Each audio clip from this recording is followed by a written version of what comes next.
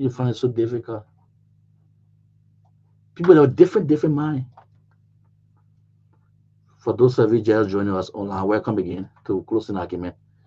Let me say thanks to our production team. We are on Real TV. We are online. You can on Real TV and Closing Argument Facebook page, so you can join us and follow the conversation tonight. We still waiting on our team of panelists to join us here shortly. But before the guys and join us in the next 5 minutes, just brushing around some things so we can yeah, so we can be talking about it here tonight on to our people on this platform. So there are certain people and knows that into their hearts.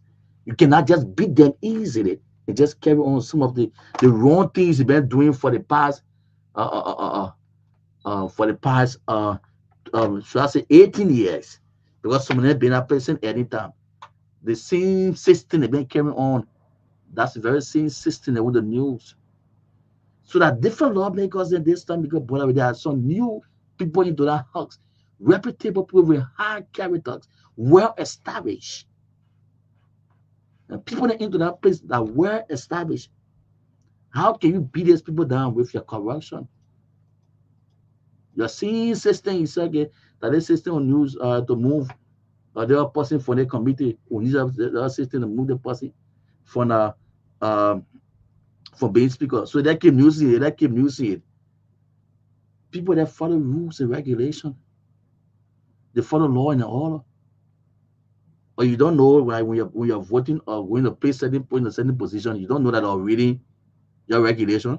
You don't know that or going through it words by words to study it to know that, because at the end of the day, they know very well that you will come up, because I know in a sense they know that they say that people will come after me. They will say, oh, we want to remove this man, or they want to remove me from here. So let me start reading our own regulation. Let me start studying it. Let me start studying it from now up to the day they start thinking about it, they will get into the real battle. Don't you know you're not thinking of such? Or is that thought that maybe they were the other people there who you elected, and after a few months you say, I will remove you. And in Jallah, they went to the took the book and lay the rules and regulations down. They didn't look at it until their own certain catch up with them. You think that some people? No. So people are into that place. We have, we are divided the country onto every area. We police.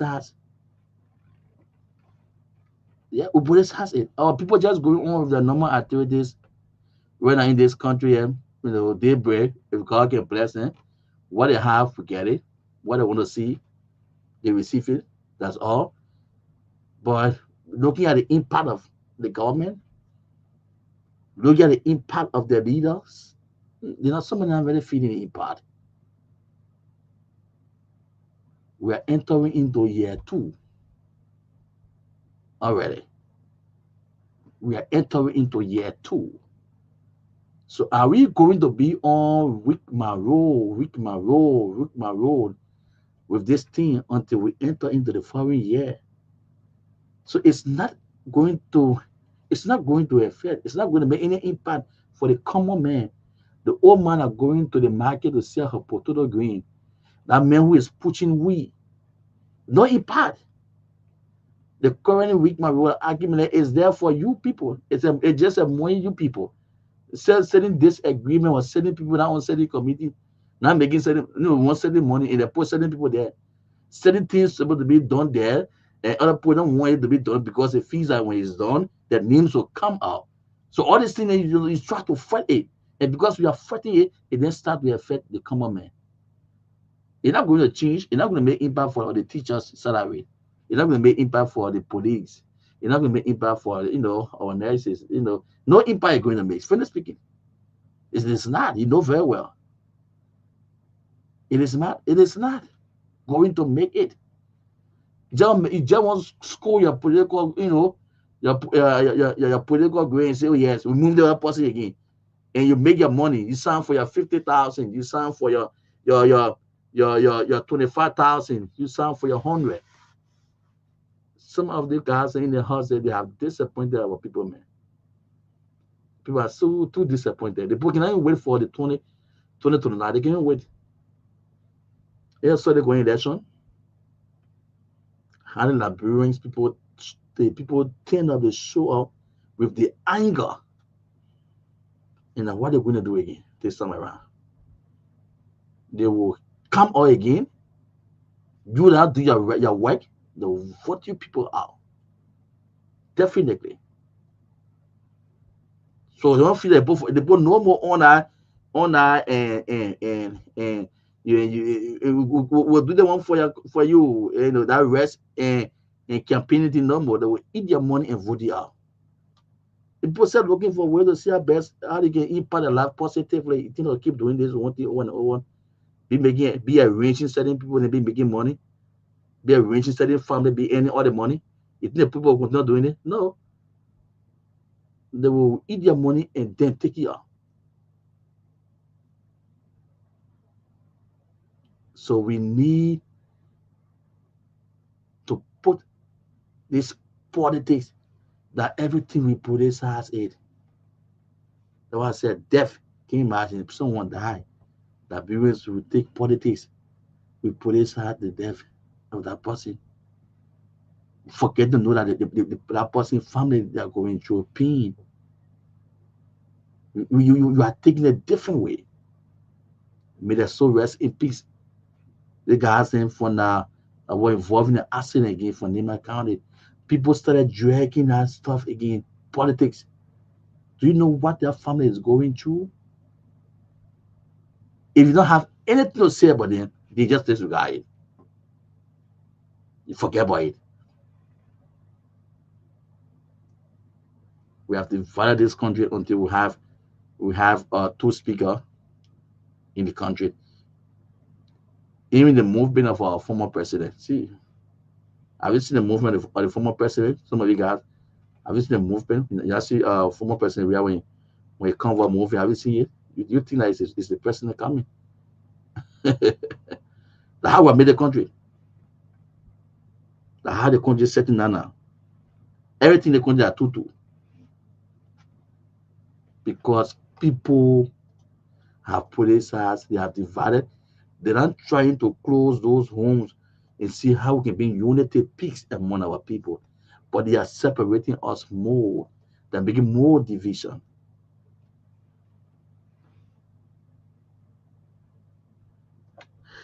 All right, so we're hoping for our team to join us.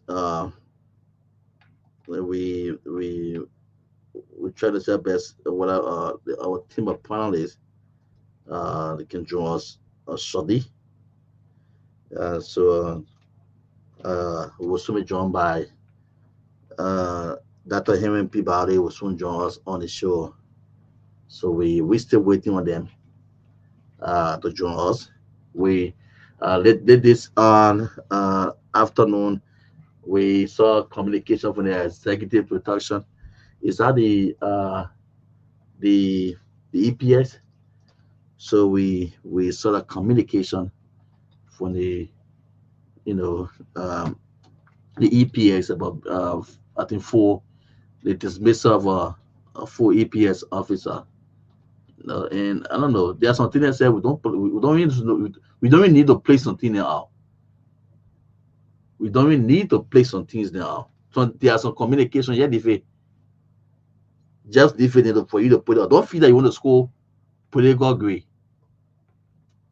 That lie. Because some of the I know some things that you can say they don't put it up so the pocket not working. It is missing for begging. Say it is missing for begging. Does that thing make sense? you know, to say with this missing for begging, we have that stuff with the EPS, right? Yeah, so you can put them on the screen for me. For begging, you know what you're saying? Some teenager different in the corner. They don't even bother to say, oh, that made news out of this thing. Do you know what it means? Do you know what do you know what it means to place the executive?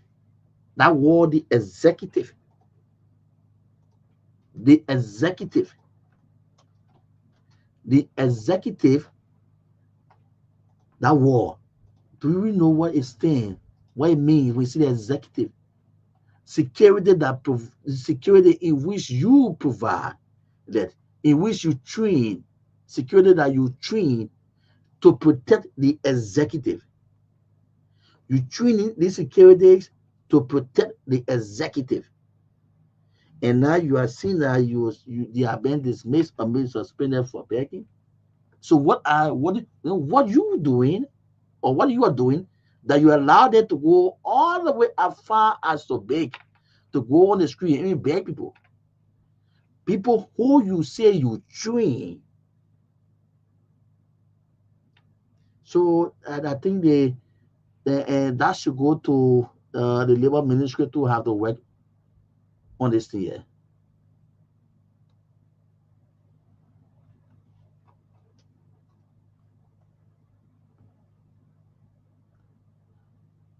We need to put ourselves together. I think we need to invite sometimes our labor ministry will have to, come in and hear some of these things and to find out, what's went wrong, what's happening. To hear the executive, the EPX,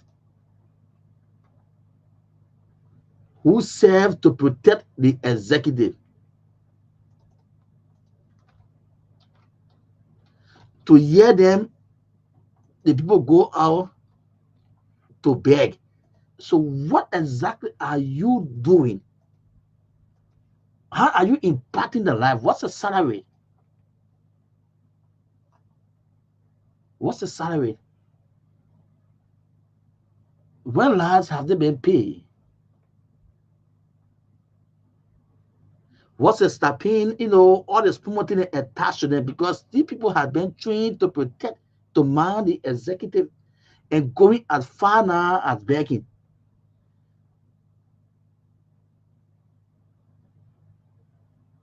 To not go and just come up with a political news or your school grade, you say, oh, with the mates, then the people, for begging this and other stuff, then come up with the facts.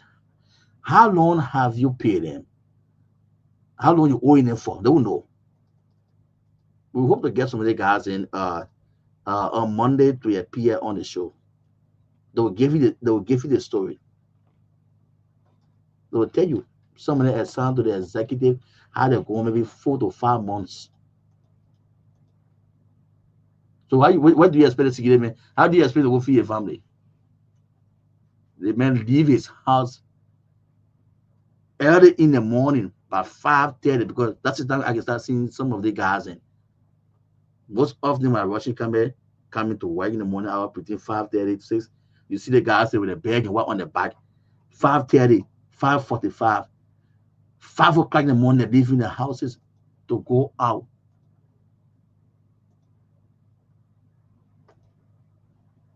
Our people, the labor practice, that's the labor ministry said, need to visit every agency, ministry, and find out, because this thing getting very serious. Sometimes school, political viewing the people because you want to make news or work, yeah, now when they're begging for this and other thing, so because they're begging, so they put this miss there. Let's go in the Isa stories, good and knows why were they dismissed? How long have you? How many months gone you haven't paid them yet? What's the salary there? Who money those are stands with the VIP? What are they getting? What are they earning?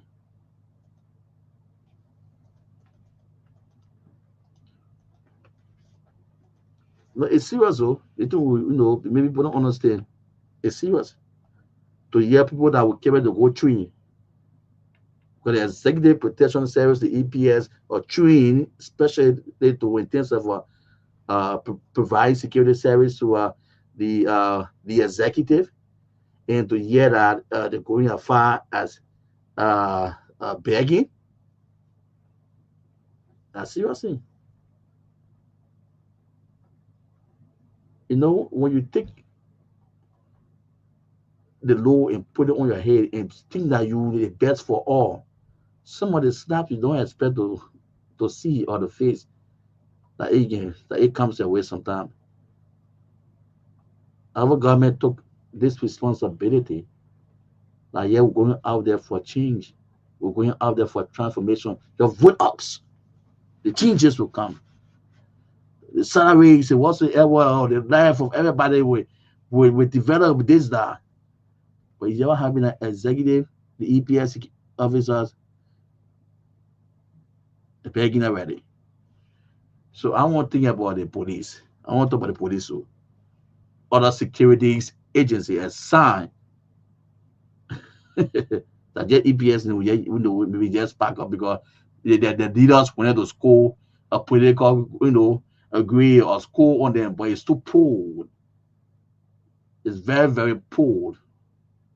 Poor in your sense that what are you doing to develop the life of these people? We're checking on it. This is someone to the executive.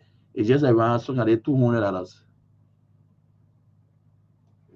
Go check it out. They'll tell you.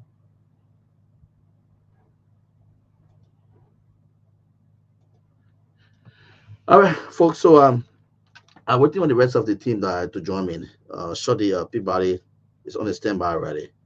The show run for now straight up to 12 o'clock tonight. So at 12, we'll be leaving you people. But let's go to the line to pick up a few calls while we still wait on our team of panelists to join us. Just join us tonight on the closing argument. Yeah, on Truth FM 96.1. Call me on 777-28-5961. Add the numbers for you to call 0777 285961. We're discussing our country though.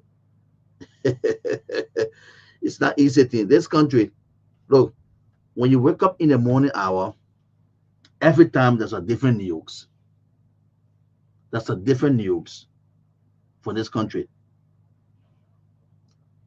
Anytime you go to bed, you wake up this morning. And for some of us, we can start, we can wake up in the middle of the night by 4:35. Go straight to the internet to start finding out what's happening, what's going on. Good morning. Hello? Yeah, good morning. Good evening, rather. Excuse me. Good evening. Yeah, good evening. How are you, sir? Yeah, go ahead. Well, my name is Jallah. I call from PNC. Let's hear I you. just joined you, and I heard you talking about the EPS officers that were suspended Yeah. because they're allegedly begging. Mm-hmm. And I heard you say, how long has it been since they have not paid them or other things? But I think even if they have not paid them for a long time, it's a dangerous thing to have a security who would be begging. Because the thing out there is that they will compromise their profession. So for that reason, don't owe them. So for that reason, don't owe them. So for that reason, don't owe them. For that reason, you have to meet up with their needs. For that reason, you have to be in that space every time. Because why you say you don't want to compromise, right? I agree with you. Thank you. We don't know what is status with respect to their payment. All right. This is what.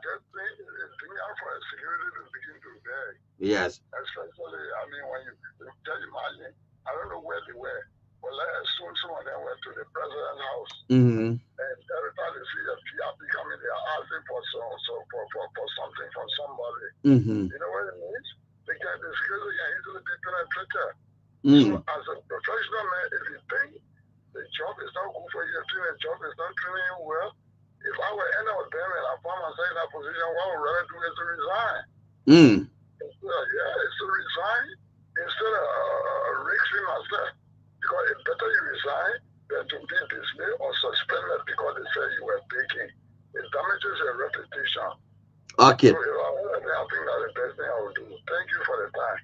Okay, that's good. 777 285961 calls tonight, and let's hear for you. What's just it shouldn't just I just want to just cut across what's on your mind generally. You think that our country on the closing argument that you think we need to put in place. Even the hot saga, you can also talk about it. Let's just hear from you. 777-285961. The way you said, my brother, I said, the professional man, especially in the state area, and to find them begging, it's very dangerous. It's very, very bad. They can compromise anything, Hello. anytime. Good evening. Good evening, sir. How are you? Yes, sir. Fine. I'm happy you can cry from District 6. Yeah, Matthew. Yeah, for the topic on discussion, it's very sorry for our senior officer. But for where they serving Mm, to find them in the situation of begging, mm, it's sorry. Now you are the private security because it will be beyond. The people in that bureau, they like security, but they don't support security. That's the problem. You can be a security for your executive. How much time do people taking Nigeria to meet up with that need? You share your money to do other things, taking care of your own need. Somebody that money you, that the first person you will be a priority because they got you with them. mm. Yes. You get a security man is somebody you wish that somebody will very take care of good. But in Liberia, people only want to use security as a good. You're running all behind them. Seeing the money, when you see the money, you will think like security guy. You protecting somebody, you only pay peanut debt. They get a back in the give you. Mm-hmm. But they pay, you will see them pay with millions of dollars Mm-hmm. every day. When you go to see your hunger, you work, you want to go to work, you want to come, you don't even get nothing done. They don't really man working, somebody working on what I pay. You need your own man, what you get. Yeah. So the thing is, think about the Okay. people serving them now. They really need to do something. There's no for the people who are working with. Of course, that's how other way, but it's not good for them. Very, very embarrassing. And I always tell people, never play with your never play with your data, never play with your security, and never play with your cook. So you see, your cook, your security, your data. These people are major people. They are major people working directly. They are part and parcel of you. They are part of your life. They are part of you. Your security, your director, your cook. That's people who part of you.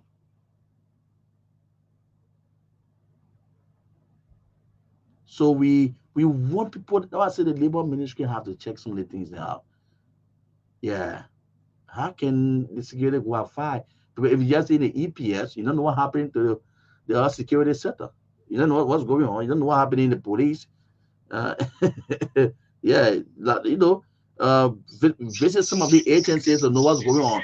Walk away from the noise, please. It's not good for us. I'll cut you off. It's not good for us. The feedback not good. I keep saying walk away from the noise. So your cook, your security, your doctor, these people are people who your drivers are people who know driver, people who you have to hold. The matter leave your house by 5 o'clock in the morning and go sit to your house early in the morning from 5 all the up to 6 until you wake up. Can you imagine? To pick you up from your house to your office. The matter get up early in the morning to face your breakfast and start facing food for you. That cook. That's the girl that to stay all night. So for them to say executive, because people were trained to protect the executive. So JB, what's going on with you people there? I thought about things they say, I say that's not news for they can post the what is made. Oh my god. Anyway, good evening.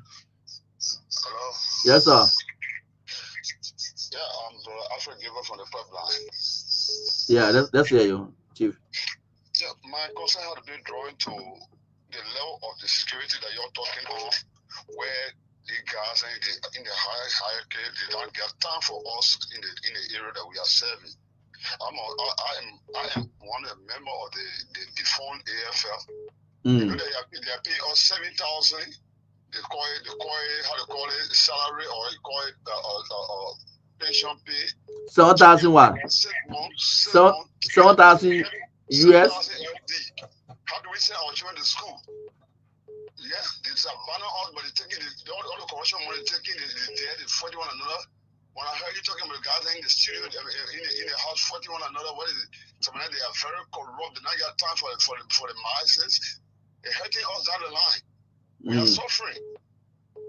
7,000. That send your child to school. It's just only $35 US dollar. Like say you pay us. No AFL, no former AFL making more than $35. Ask anybody. Now they are paying us. All the now we have not got anything. Look at sitting close to the time. Okay. All right. Thank you. Thanks for calling. Good evening. We're still waiting on the team to join us. We hope that the Peabody will soon join us shortly tonight. The closing argument. The panelists, we're still waiting on you guys. Good evening. Yeah, good evening. Yes, sir. Go ahead. Yeah, this is what you're calling from. Yeah, you're ready. Yeah, I want to tell you thank you this evening for something. You know, my suffering, like our labor law is not correct. Liberian people, they not for people that work for them. That's why I was serious. I hear some callers then saying that the people then they have oppression, they not supposed to pay. But my son, yourself, look at Liberia. Look at the way the country is looking. Look at the way the country is looking, security, they cry. And we know the people, the particular person, our president, who not know that baby, what are you trying to say? Don't you know we big? Don't you know we big? See the kind of money they put share in the country yet. I want level not correct. That I was speaking to you, my son. I took care of one woman. The woman is not the 7 years. I was thinking about it. 4 years. Just because for me to get sleepy place. The woman gets no trouble. You know what they did to me? My son to my surprise. They brought somebody from the family to marry a woman. They tell me to sleep the place. 4 years. 3 more I spent taking care of that woman. Then my time she was dead. She was 93. And now she's 97 years. I spent all my time in this particular place. Why? Just to my surprise to bring somebody. They go, I think they go money making 2 weeks that I should leave the place. They bring somebody to manage that. So Liberia labor, the labor law is not correct in the country. They not care for people. Now what happened to the office for them? So always they wait for them. The way they suspend it, well, I know what time it's suspended for. They share money to people to do all kind of things, but they're not able to carry security money in the country. Sacking people. That's so that they don't within the country that is suffering going through. That was the one law. That only God will help us in this country. Thank you, this evening, ma'am. Okay, you're welcome. Thanks for calling. Too. So you can have your say right here on the program tonight. Closing argument. And our panelists are already showing. We're getting some signal from the guys. Peabody's already telling us he was short to join us on the show. So we're just talking these things. Then so you can bring it to your attention. Our people, it's not easy. The thing is not easy. This is why I was telling someone, I said the week my rule, the Harara, Wahala, whatsoever going on the Kehleboe Gongloe, it's not about uh you know maybe talking about our teachers, salary, uh, the nurses, the doctors of what salary. It's not about it. It's not about the security salary. They are fighting the muscle in each other. Oh no, it's just about certain individuals not placed to certain able to get money, and and they don't feel satisfied. So it's just among them. It's not for you and I. It is not for you and I. We far from it. Speaker Kufa stay, they see. Speaker Kufa move, they see. The Bona moves no. They jump behind and Eddie Styler. So just see the overhead bridge now, or bridges that you are seeing here that says, or let's see the teachers, or securities are making, making close to $300 to $400 a month. That's it. Nothing. So it just the own game that you see happening. They the security people begging you.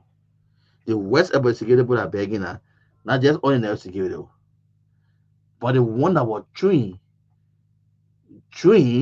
to protect VIP, that the one they begging. So if the one that trained to protect the VIP, they're begging, they start thinking about when I was trained to protect the VIP, the deputy assistant director, and which is the police. They start thinking about it. Start thinking about it. They want to were trained to protect VIP. They didn't want to have to be to the gate. It's not easy to do. They can make copy, they make go home. I been since Sunday. It's a tough. Any car that come there talking.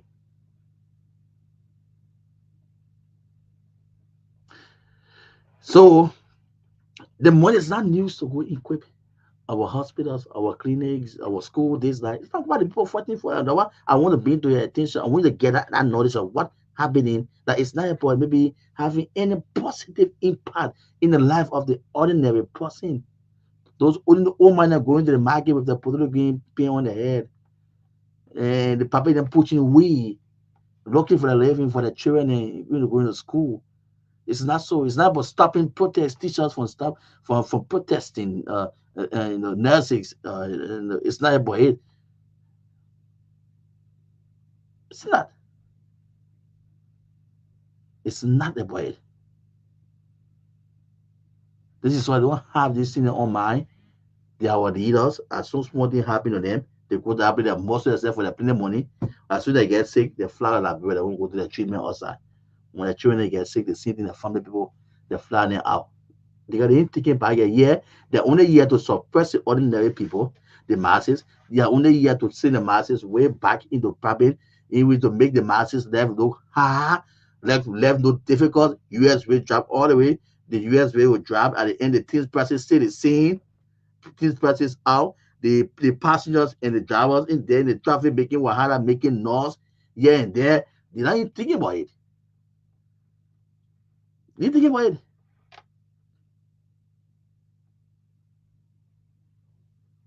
They are not even thinking about it. The driver, the passengers in the traffic making serious per hour on transportation fare. The woman say about the man say about the transportation drive US rate that drive. There's a gas night been so I think for around 600 or 580. The why you stay charging the amount, it can mean two things that other pay them and I see that's the argument. Things prices are not stable. The people in there fighting among themselves. I say it's not about you and I. If you think you're going to make that positive change, where you say, "Oh yes, Speaker Kufa is out," all our hospitals and clinic, the worker the money coming go up, and the teacher Speaker Kufa will stay. Their own rules and regulations, rules all the what it's all they're just that is what they're just going against, and other person, you're not just going against it, but do everything. That's all. Because people feel that they want to work with certain people and plug them with more money and have the entire system. The whole system be corrupt, the corruption will just overflow the whole system, so they don't work with certain people. That's how they do it. That's just how they do it. Why they fighting for now? Certain people might just sit in certain area where they feel they will just go through them, the whole system, check out the whole system.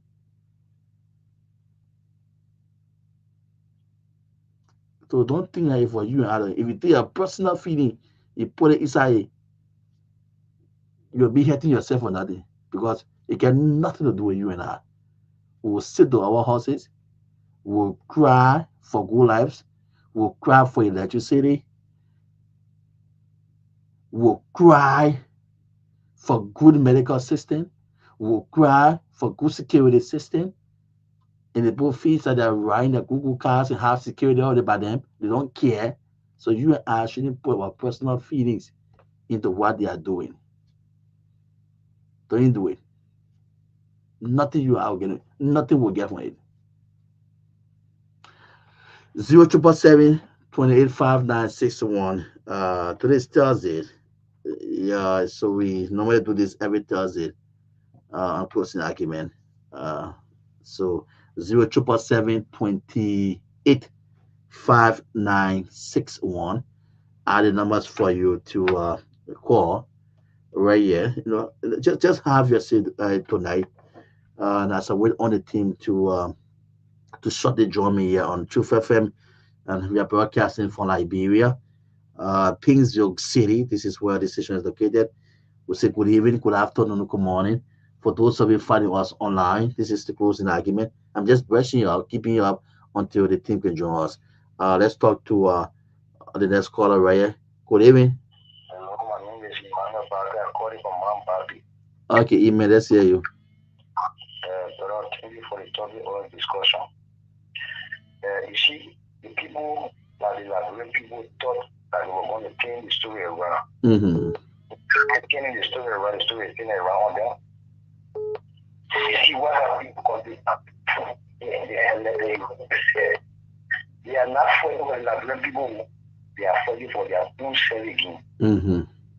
What they're doing now was that how well people in some community that will be getting 10,000. Yeah. Why all of them market suffering? My brother, you go into the market, keep cutting the lot of gas coming down, the president is Mm-hmm. they are crying, they were crying, they cannot get correction, so people cannot figure out that family are dead, and no representative is standing there to say indeed the people pouring the power, they don't speak on their behalf. Nothing is working with people. Then I won't say again. But anyway, my brother, then like people see what I told people, we see our own color, then we don't know, we'll never there. Thank you, brother. You're welcome. You're welcome. 077 285961 are the numbers for you to call and we have your closing argument here tonight. We will shortly be joined by our panelists. Good evening. Yeah, thank you, sir. Yes, sir. Go ahead. Yeah, I'm still from Wako Junction. From which junction? Wako Junction, located in Nampak. Go ahead. Let's hear you. Yeah, thank you for the show tonight. Mm-hmm. Thank you for the conversation tonight. That's the value you are speaking on. The legal law in this country, the people that are talking about what the legal law is very benefit. And it's all in this country. You know, the people there, the only thing, the corruption can build a nation, then that will be money in any other country. Yeah, because the people, what is people do, there are the citizens that can go stand under the action to go vote for them. Then after we finish putting them in power, they don't care for us. They only in the heart for corruption, only being Nigerian in a white, that all of under they care too. Mm. That was everybody for them, they don't have time for honor. Mm-hmm. The kind of thing that going on in this country, the way you can't get it. Yeah. Yeah. The labor ministry, not working. Okay. The labor ministry need to double up. Our labor system, labor ministry need to double up. They need to double up. Vision agency, the ministries. Good evening. Yeah, good evening. Yes, sir. Yeah, I'm G. Romeo, calling from Lunsta. Mm-hmm. We hear that URA is going down. Yeah, URA will go down because those people they are corrupt and then they took the money. Mm-hmm. There's no liberty you can find at the world market. So you will see that the URA will go down because it for yourself. At the present, even when you go in the bank, I got a soft order. and those people that are in the house, they are not there for the citizen, but they are there for themselves. Okay. You see the country today, where you find it, armed robbing, stealing people bags all over because there's no security and they're not paying the security. Mm. And when you're not paying the security, the country will be vulnerable. And no investor will be, brave enough to come with their money where the country don't have no security. Mm. Yeah. Okay. So yeah, they're in risks. Yeah, we're really in risks. Please share the show tonight. For those of you finding us online on the Red TV and the Closing Argument page, please share the show. Yeah, you can invite other people to join you tonight. Good evening. Yes, sir.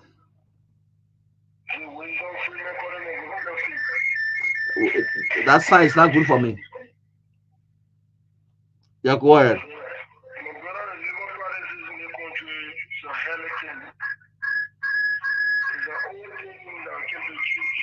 I cannot keep you on. The feedback is not good for me. I told you uh, to try to yeah, please walk away from your momentum from your monitor, please. Please walk away from the monitor. All right. If you want to participate, you have to walk away from the NOS. So yeah, we on it tonight. So for those of you who just joining us, we, as I said, we are already getting signal from the team. So they are coming on already. Let's see how best we can go for that break, and after the break, we'll come back. We'll cross over and join the rest of the panelists on the closing argument tonight here on Truth FM.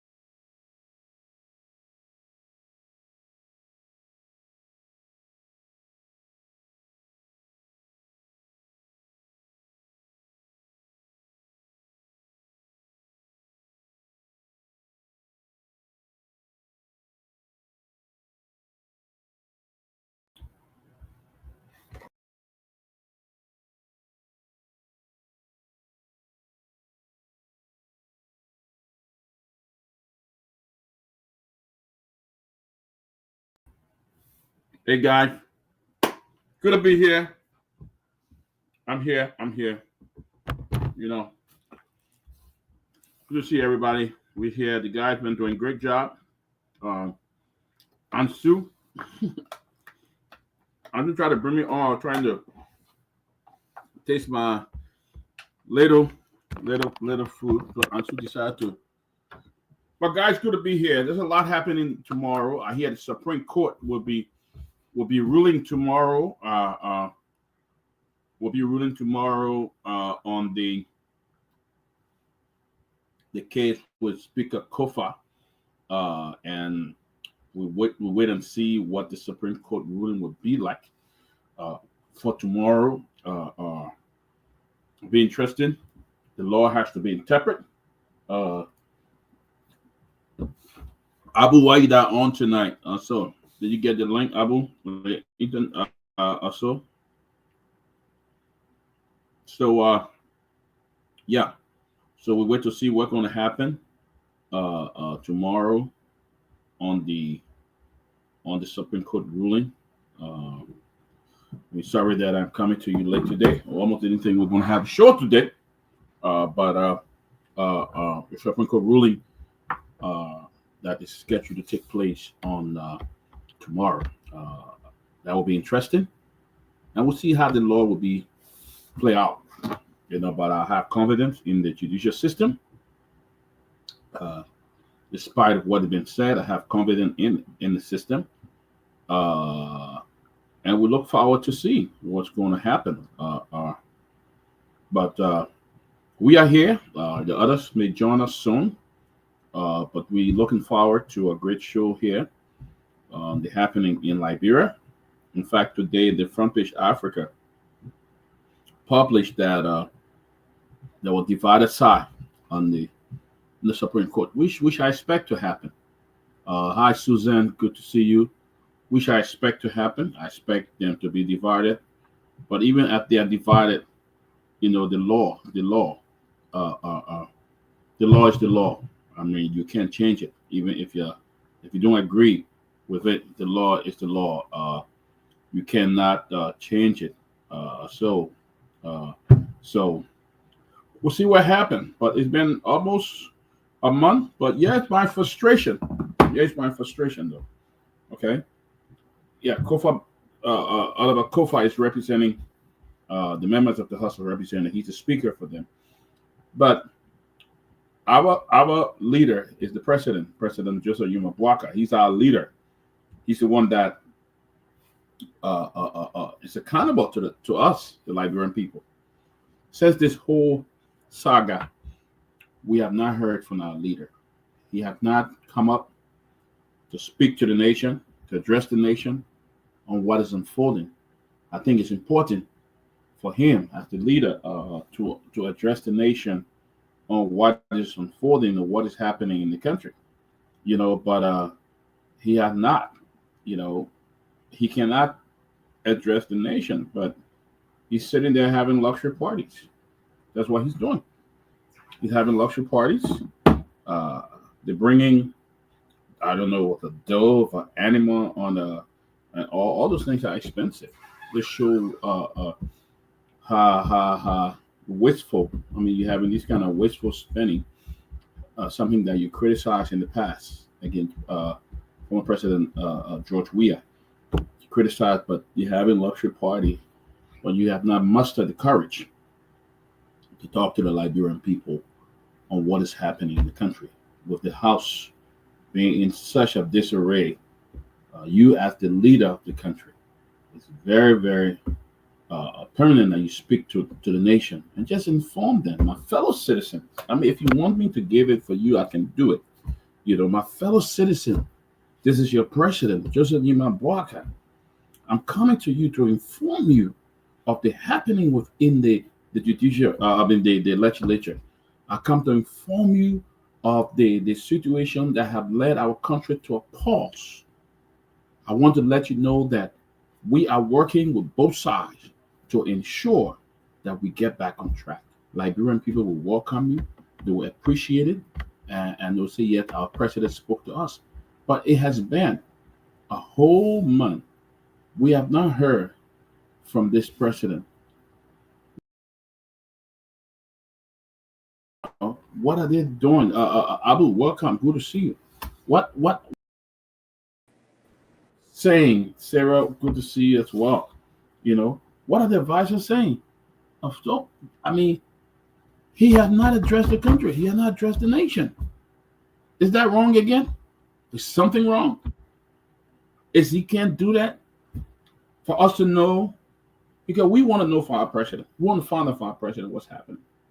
Oh, well, everybody went back in the back. Yeah. Hold on here. Okay, everybody should be on. Guys, what's going on here? Let's see. Everybody should be on. Can you guys hear me? Yeah, we are hearing you, welcome, everybody. How come? Ansu, what are you guys doing in the back? We have. Could you adjust it while you on the showing? Let's do the layout so everybody can be on it. Let me see what I can do this. So, but can you hear me, everybody? Can you guys hear me? We are hearing you, but we are not Abu, seeing you can hear me? I'm hearing you, but I'm not seeing you on the screen. I'm not hearing Abu. I'm not hearing Ben. I can hear you, but Okay. it looks like I'm still. I can hear you as well, but I can hear you now. I'm not seeing you on the screen. You can hear now. What's Ben? Why is Ben not on the stage? And he's added. Because I'm still in the bag. No, it tells me that you've been added to the stage. Everybody been added. Oh, you guys are hearing me? I can hear you clear. Ben, But just just that, that. but you're on the screen. Even myself, only I alone on the screen for my Why Yeah. you guys? Ansu's the only one on the stream. Abu. Okay, there There you you go, guys. Okay, let me see. Usually, Ansu was the cause. Ansu was the cause. no, hold on. Let me see. I still not right. I shouldn't be that. Everybody should be kind of spotlight group layout. Okay, there you go. There you go. There you go. Now at least I know small about computer now. Where you go? At least I know a little bit now. What are you talking? Better than So, JB. guys, it's Better good to than be JB. here. We got the information that Supreme Court will be coming over a decision tomorrow. Very, very interesting. Supreme Court will be coming over a decision tomorrow. And to probably put an end to this long saga. We did not hear from the president of Liberia. He did not speak to his citizens to let them know what's going on.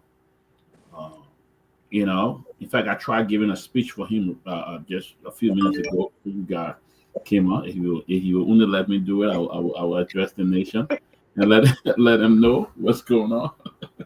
This has turned to become the most U.S. president ever.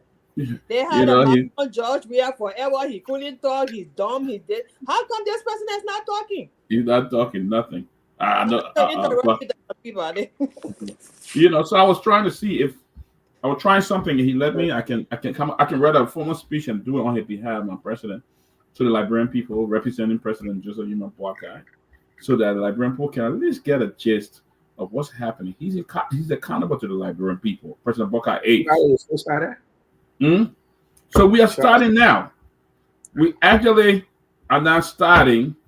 We are talking about why is the president, Ansu, I want us to go back there. Ansu had some folks on, I think from the AFL or former AFL.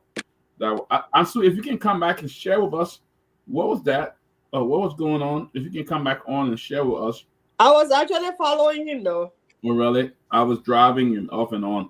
And I couldn't get it. He was talking about some EPS guys that were fired, and because they were begging for money or something from the president. They were begging. They were falling in the constant habit of what the mansion have determined as like an embarrassment. Where when people leaving, they will always say, "Hey, my man, that's Liberian thing. My man, can you give me something? Can you drive me?"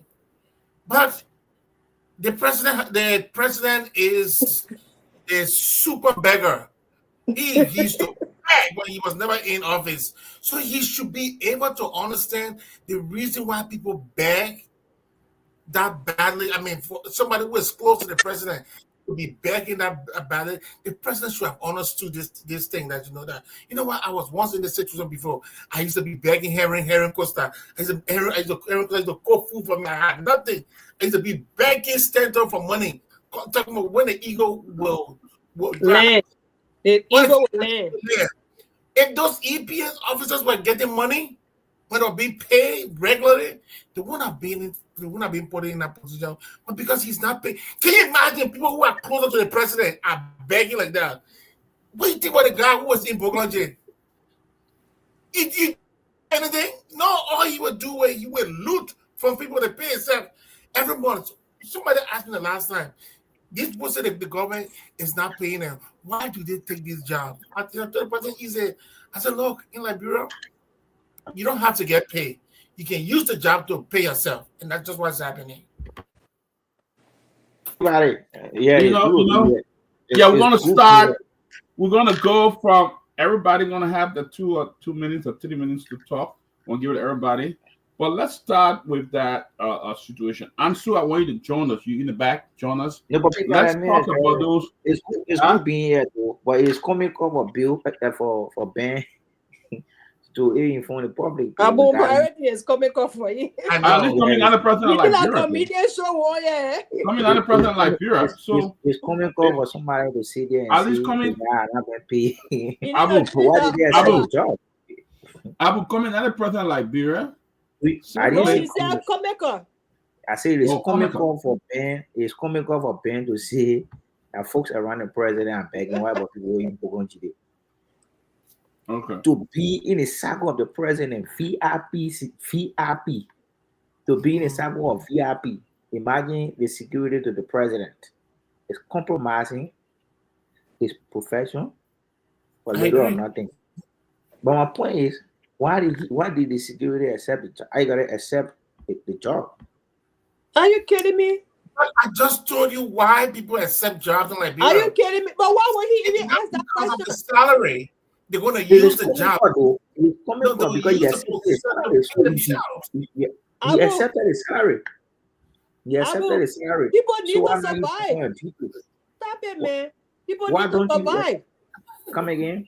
People need to survive. What do you mean by why would they accept the job? They need to survive. The fact that he accepted short salary, you should justify the salary instead compromising your profession. Imagine taking money in a circle of the president. You can compromise the president for anybody. But the president is the #1 beggar in chief. He used to be begging all around. So he should have understood the situation more than anyone else. We saw. I think we should bring sense to the discourse instead of no. Hey, we can bring a video of this president telling us never had anything. He was worrying all around for IB Bank. He did not see you, but for somebody listen now, for a bank to credit you, I didn't say that thing. Myself is owing a bank, and I didn't say. So how is that an issue? That's not that issue. No, listen now, because you purposely said you were that I was misinforming the people, and I said no, the EPS officers were not laid out because they stole. No, that was never the reason. It was the marshal, and I agree with the executive marshal that their behavior was not right. You can be people passing to go see the president when going, my man, give me some money, give me some money. They could be compromised very easily. But I'm also saying because the president is also used to begging when he was not in the office, he should have understood. I am a bit petty. I am petty in discussing issue. No, it's not petty. It's loan that he paid money for. Then you say exactly. No. You see. You see. No. You see. Guys, we can start a show like this today, guys. No. Guys, we can start a show like this today. Sylvester, I told you, I myself is owing loan. You don't It's a do it. vested in. Yeah, I was saying, Guys. You beg, you say so don't that's win it. the- Okay, guys, let's how that begin the show one at a time. man. If we need to No, balance no, more, no, you no. need- Oh. please. No. Please give the others. Okay, Ben, yeah, guys, if I don't call you, yeah, please get other chance to talk. Yeah, All right. yeah, go ahead. No, I just want to correct him that. Let's begin. The president No, not Today you- there you- was you are personal correcting rule, me. the mental Ben, personal you're not rule. being serious. How No. does credit do money for the bank? Listen, Amount there to were bank. concern. There were Can I concern finish that. my point? Let me finish my Yeah, point. finish your point. Because- I will go to because what Sarah. I'm saying, I will go in the order, guys. Let's get other chance to talk. We can because be what I talking back said, and forth. I will restate it. Taking money from a loan getting loan from a bank is not a crime. Like I said, myself is having loan from banks. It's not a crime. But begging, it's not even. It's also not a crime. But when you are a professional beggar, when other people are begging, you should be able to understand that, knowing that because you have begged so much in the past, you should be able to understand that. And we had this man on record where he was begging Henry Costa and begging Standard. So when the EPS officers are begging from other people, he should have understood their case better than anyone else. That's all I'm saying. Thank you. All right, let's go to Sarah. Okay, my own input on this is that, I mean, I can understand what Abu is saying, that because these people work with the office of the president, I mean, it has a lot to do with, you know, the president's security being compromised and stuff like that, which I agree that they should not be begging people who come in and out. But at the same time, too, if this president or whoever is in charge is sensitive to the conditions of our country, they will get to know that some of the people make $150. Some of them make $75, and it also depends on how much they make. And those money amount that they make per month is not able to go around to sustain them and their families. So if I was in a position, what I would do is I will call those individuals that are involved and find out what is their situation. What is it that is causing them to do what they do, and try to intervene instead of just getting rid of them? Because as you get rid of them, you make the situation worse. You make them destitute. They don't have an income. They don't have anything. Maybe if you sit there and talk to them and intervene, because I look at it as a humanitarian situation as well. Despite it being, you know, a security issue, but it's also the fact that they don't have enough to take care of their family. So if this was a serious government or somebody who's serious in that position, that is the decision or that is the course I would take. Exactly. Okay. Let's go to Robert. Robert, I'm sure you've been following the conversation. The conversation has to do with the EPS officer. I understand. I don't know why they were dismissed, but I understand they were dismissed because they had concern with them going around and backing government officials. I mean, when people come around, they are backing and stuff like that. I don't know. I can't validate the story, but Ansu had a phone call and they were talking. Most of the officers were calling in and talking. I've been trying to get Ansu back on so he can give us more idea on what was going on. But could you actually I'm bringing him back on. Ansu is right here. Could you let us know? I mean, could you chime in? You know, so Ansu, you live. But Robert, go ahead. Robert, you muted.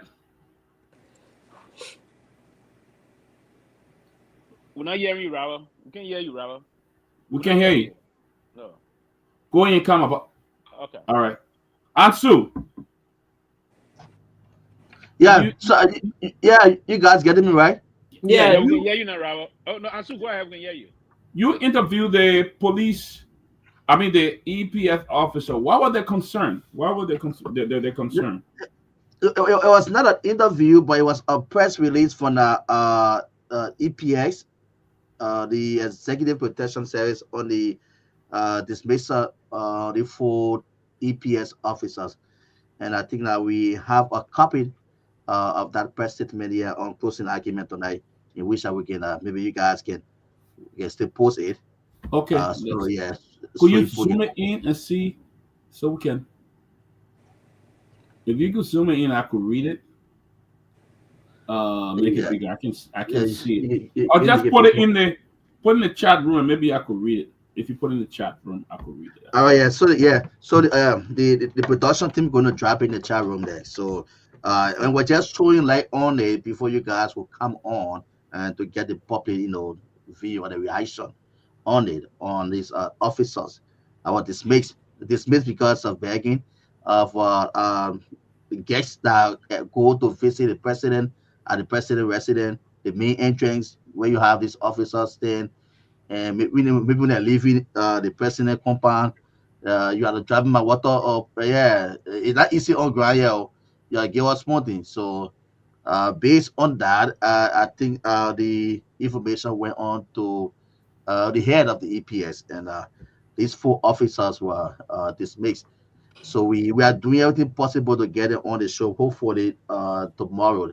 So then what I was saying, what led to them being backing out there, it's not an easy thing in Liberia, especially when it comes to people's salary. You have people manning, people who are protecting the executive. That was the executive trying to protect the executive. If they can goes out to beg, tend to beg us, what's happening, what's going on, for how many months they haven't taken pay. These people should be people who should be part of effort doing of the president driver, the president cook, the president security. So if that comes, the president driver, the president cook, the president security.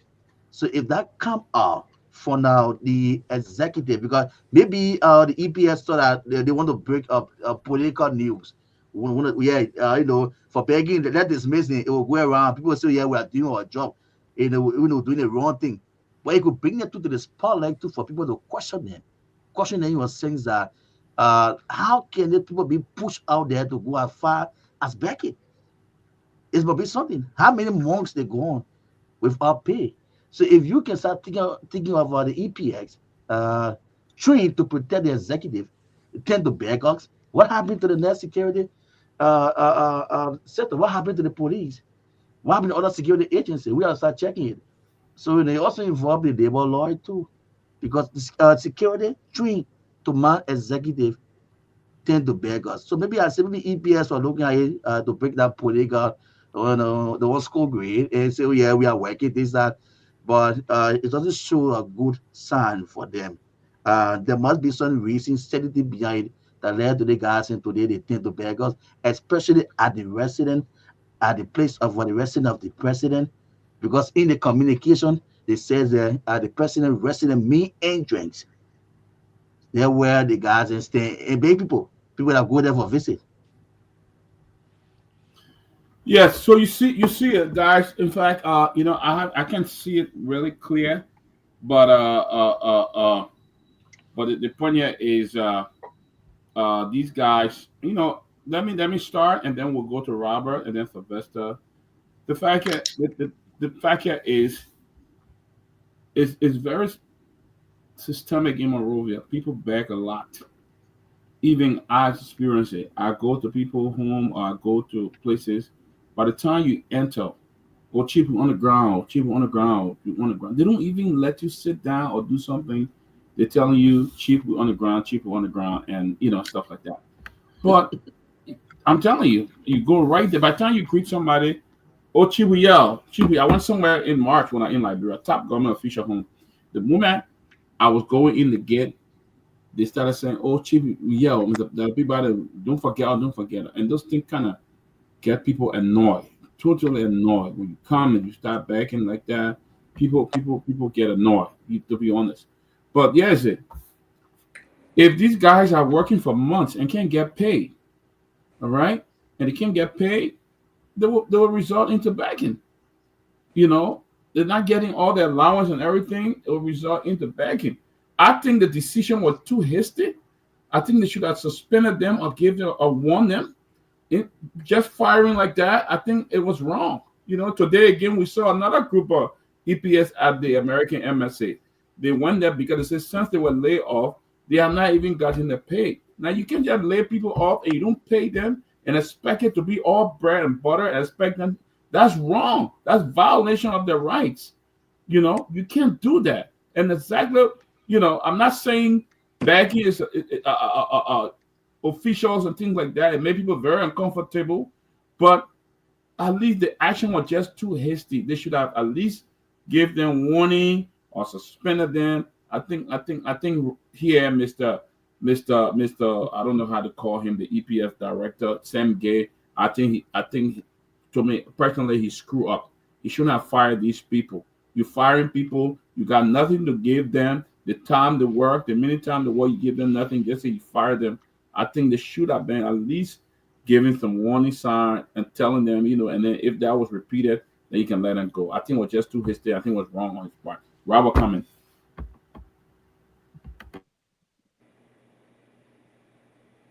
Today, we can't hear you. We can't hear you, Rob. We can't hear you. Oh wow. Yeah, we're not hearing Robert. I don't know why. Robert got to go back and come in, because. Yeah. You know about the point attacking Rob. I know. No, you didn't. I don't know why. We got to go back and come. Now someone attack. The basketball one attack off on the Atlanta base. We're going to put so. No, just the other side of it, man. Yeah. What's up? Go ahead.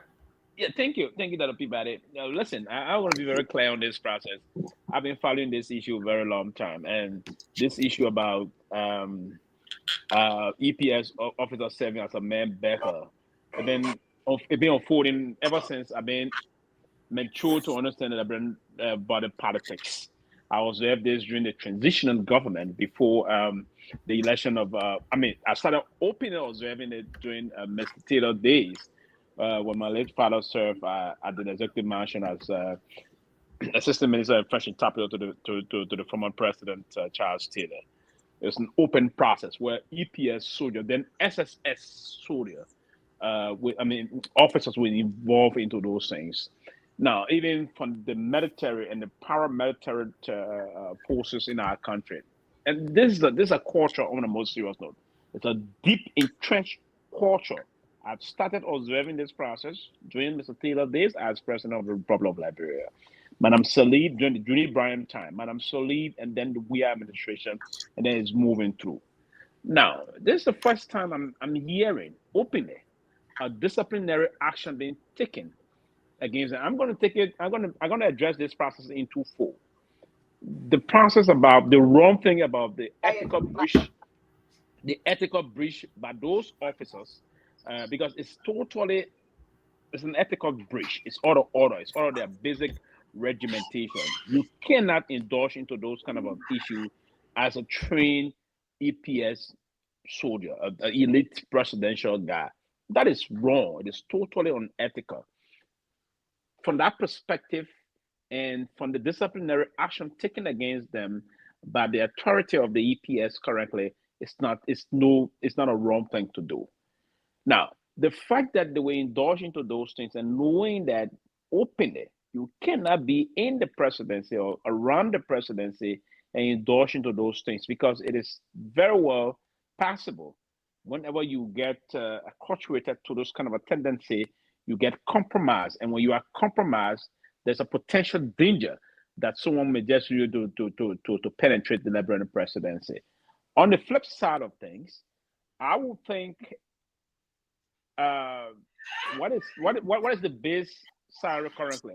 Is it because of a lack of salary? Now we need to start hearing from the EPS officers themselves. Is it because of lack of salary that they are indulging into those kind of a thing? The fact that they are not being paid on time, or the salary that or whatsoever per diem or amount they're receiving, it is inadequate. It cannot incentivize them in the term that they will take care of themselves and their loved one. If those incentives are not enough for them, or they are not being current in terms of their enumeration, then this is a very deep concern. Then we will call on the EPS to not only withdraw the recent disciplinary action taken by dismissing them, but to also put into place measures that will curtail or avert those kind of potential things from happening. Because this is a deep process here that I'm deeply concerned about myself, but I've been observing that this thing be unfolding. if it is based on their own gross inaptitude to the process about disobeying their basic regimentation, then the authority of the EPS, I believe they're correct. If, and that's what I'm saying. I'm speaking English here. I'm not being local, right? So I say if their action that prompted the administration to take this action against them was basically the breach of professional ethics, then I do heavily,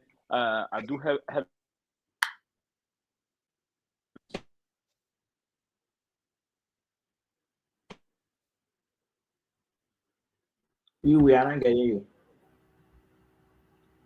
Sorry, we're losing you. I don't know why. They keep putting people on mute or something. I don't know why. Shabbat, we're losing you. We can't get you. Not getting you. We're not getting you. We're not getting you. No, we're hearing you. Not hearing you. I don't know why. Check it. That's the thing. Is sometimes when you're using these gadgets, like the Apple stuff, sometimes it can go. Are you getting me? Yeah, okay. Yes. Okay. Yeah. So it basically is based on that process that on the basis of them not doing the job to pay them on time or to pay them adequately enough, because these are elite. They are not only paramilitary force, but it's an elite paramilitary force that is legislated in our country. They should be well incentivized out of the basic tactical support that they need to go to them. And that's it. On a more serious note, in recent history, I haven't heard that EPS soldier officers being suspended or dismissed for act that is incompatible with their status. Now, those incompatibilities what we need to assess. What is leading to those kind of issue that is unfolding? Things. What are those things basically that we need to follow to say this is what is unfolding? So we have to be very open-minded and seeing how we want to discuss this process first and foremost. But the actions by the EPS to take this action, if it was only based on the basic regimentation policy versus officers adhering to the tenets of their own rule and engagement, or the issue is that those officers were desperate, they were hungry, they were abandoned. So we need now to consider the face of those things. If they were hungry and abandoned and not being careful, then they had no reason but to resort to begging as a means of sustenance for themselves and that of the loved one. Remember, these are men and women that would leave their wives, their children, their parents, home, and coming to sacrifice. And now, remember here, one of the policy process here, I was speaking to one of the former EPS chief before. He said, this is not about us just leaving from home and going, or our family home and going to work. This is the process that we are yet to the procedural mechanism, but we are leaving from home with the possibility that we cannot return. That's what he was very blunt to me. He said, no, do you remember, imagine me being around the president, the VIP team, and then someone is trying to, God forbid, target the president, and I'm waving up to protect the president. In that process, I'm dead. So he said, we don't even have benefit. We don't even have, I mean, it's a difficult process back we need to think about. So if those guys don't have the appropriate benefit process to cover them, and then you want to dismiss them because they're doing what they're doing and because they're sacrificing to protect. Now, some of those intend to beg, and let me be very frank, it's not basically to compromise the presidency. The intent to beg is for them to survive. If the intent to beg is for them to survive, then I think, ladies and gentlemen, if I can land here quickly, I will ask the EPS administration to come back and look in the process. Now, unfortunately, quickly, I don't know how much an EPS officer is making a month, but someone is telling me if it is true, it's 150. Hey, stop the nonsense. EPS officer paid 150 Pewee. Now, I say if it is true, I'm always making a to find an escape route here. If it is true, it's 150 for the lowest EPS staff. It's quite unfortunate because I was hearing last day from the administration, even the police officer, the least police officer in Liberia is around 100. That is totally unfortunate. And that, of course, the military. That is the elite military force we have in our country. So I think, Mr. President and your team, you guys need to look into this process. It's not a good sign for us. Send Robert back. Let's give Robert a chance, and then we'll go to Abu, and then Henry, and then Sarah. Thank you. Am I audible now? Yes. You're good. You're good, Robert. Good. So listen, I think that most of the panelists have said what I was going to say. One is I will have to that there's a ethical ethical code of conduct, right, that there's certain things that solicitation could be a problem, and even in this country where even though the minimum wage is in my state is $7.50. Even at McDonald's, I don't know anyone since 2010 that makes $7.50 the minimum wage, right? But there are certain things that are not allowed. I know for a fact at luxury hotels where we have encountered a lot of celebrities, multimillionaires, actors, actresses. We see them all the time. There's certain information we can't put out. We can't solicit pictures. We can't solicit autographs, and we can't even disclose that a celebrity or a soccer team or a basketball team or NFL team is at the hotel for security purposes. You can't ask for pictures as an employee. So you might have EPS officer begging because the folks that they're begging, they don't need autograph from them, but there are different interests here, right? And people can be held accountable for breaking these code of ethics, and so that's one part to that. But I think the empathetic part to this is that, and I want to ask Abu. You said that no officers makes $150. Do you know? Do you know how much EPS officer makes monthly? I may not be as I would defeat you. You should have to speak to that. I like that question. That's a good question. It's above 200. I may not be as okay. So let's take 200. Even if they're making $250 every month, is how much every week? $250 every month is how much every week? By the way, $250 is not even what I budget for my gas on a monthly basis, right? And so I say that to say, even if they were making $250, with all of the millions of dollars that have been pumped into the security sector, especially the Executive Protection Service, you would think that your security apparatus should be prioritized, especially when you have Sam Gay making the argument that 250 agents were dismissed on grounds of qualifications. And so if the qualification actually matter and you have the best of the best, then you have got to ensure that the best of the best are well taken care of, especially your security, because they can easily be compromised if they are not taken care of. There was a story in 2013 in Bone County where the president's protection officers actually abandoned the protection of the president in Bone County and ran outside to chase Chinese phone. Sylvester, I'm not sure if you remember that. And those guys were suspended, I think, something. Can you imagine how easily breached the president's security was at that point? Yes. To see officers running outside to go chase. Somebody commented at least 240. One B10 right, 240. So 240 is not much. 240 is chicken change. You know what I mean? I mean, these are security folks. If you want to keep them uncompromised, you've got to make sure that they're well taken care of. Same thing with the police officers. You don't know how many police officers they're not interested. You go to there's this place I know when I used to go when I was in Liberia recently.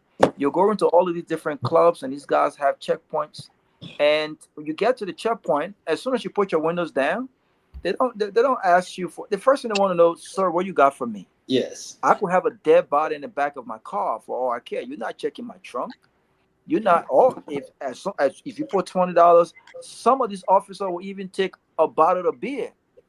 You know what I'm saying? And that's a free throw to just go, doc. And so this is a serious concern. And so why I do understand that it is unprofessional and it compromises the presidency and the protection of the president. I think that what this raises here is this concern as to, are we paying our security apparatus in the country well enough to keep them on compromise? I said this the last time. Can you imagine if these guys are making $240? Can you imagine how easy you can influence any of these guys to do something to the president? People running behind Chinese phone that was $600-700. Some of these phones are $300. And so I think the debate that we should be having here is it's not whether or not these guys are begging. Begging is not a crime, right? But it could breach ethical rules here. And is it enough to get them dismissed? Should there be some sort of coaching and counseling, some sort of documentation here, and setting the rules? But I think the bigger conversation here is, how do we stop these officers from begging? Because at the end of the day, I'd rather someone beg me than to steal from me. I'd rather someone honestly ask me, "Hey, Rob, can I get $20?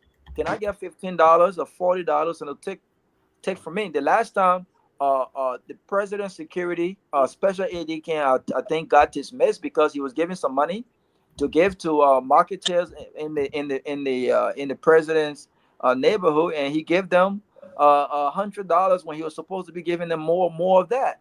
That's stealing, and so I understand that, right? But even that guy, do you think if he was getting paid the right way, do you think he would have been tempted to not do the right thing and what he was doing? So a lot of these guys, because of the circumstances they find themselves, are easily influenced financially. And let's be frank, you have a EPS officer. He watches your son drive the best car, right? He watches your son live in the best house. They have unlimited amount of cash. They're traveling the world. But the same EPS officer that are protecting the dad, kids can barely go to a good school in Liberia because he makes $240. He got 3 or 4 children. That money cannot feed them and give them a quality education. So we have to look at this holistically. We have to be empathetic towards these guys, and we have to understand our plot. What they're getting paid is chicken's change. And until we fix this issue with this huge pay imbalance, we'll continue to have these circumstances and these things going on. So I do feel for them, and I hope that Sam Gay and the office of the president and the finance ministry can not just have this conversation about these guys, but about our entire security operation. How do we get the best of our best committed, loyal to their profession, especially when it comes to protecting the president? Because we may not agree with the president, but at the end of the day, we as a country needs to make sure that our presidents and our leaders are well protected and that they are not harmed, their families are well protected. But we can't ensure that when you have officers underpaid and that are easily influenced. That's my thoughts. Let's go to Abu and then Henry, and then we'll come to Sarah. Yeah, I want to buttress what Pewee said earlier. I think their action is a gross violation of ethical values. And I come from the background as a student of public administration. When you agree to perform a task for a specific amount, I don't want to believe you compromise even if you have been underpaid because you did agree to provide service for that amount. So the action of the boss of the EPS, and I read a release when the release was posted on eMargin website, I think 8 hours ago. It has come to the attention of the EPS leadership that folks both at the ground of the capital executive mansion and the residence of the president, they solicit money from guests, both entering and leaving the compound of the president. I think that's a potential danger to the life of the presidency. Somebody on the show talk about they are making 150, even the 240 that one of the commenters commented. I still doubting that they make 250, 240. But again, we will do our fact findings as we deep into the investigation. So while I expect of the EPS boss is to state in detail actually prompted the suspension of the 4 individuals from the EPS. Are they suspended or dismissed? They are suspended for time indefinite. Okay, thank you. Okay.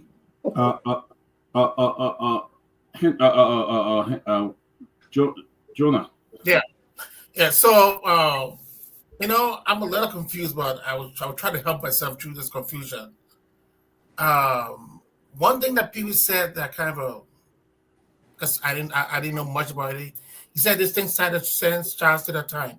So that alone, if that is true, that tells me that this is a systemic problem. It is. Mm-hmm. And if it is, then the boss of the EPA should not be firing people like this.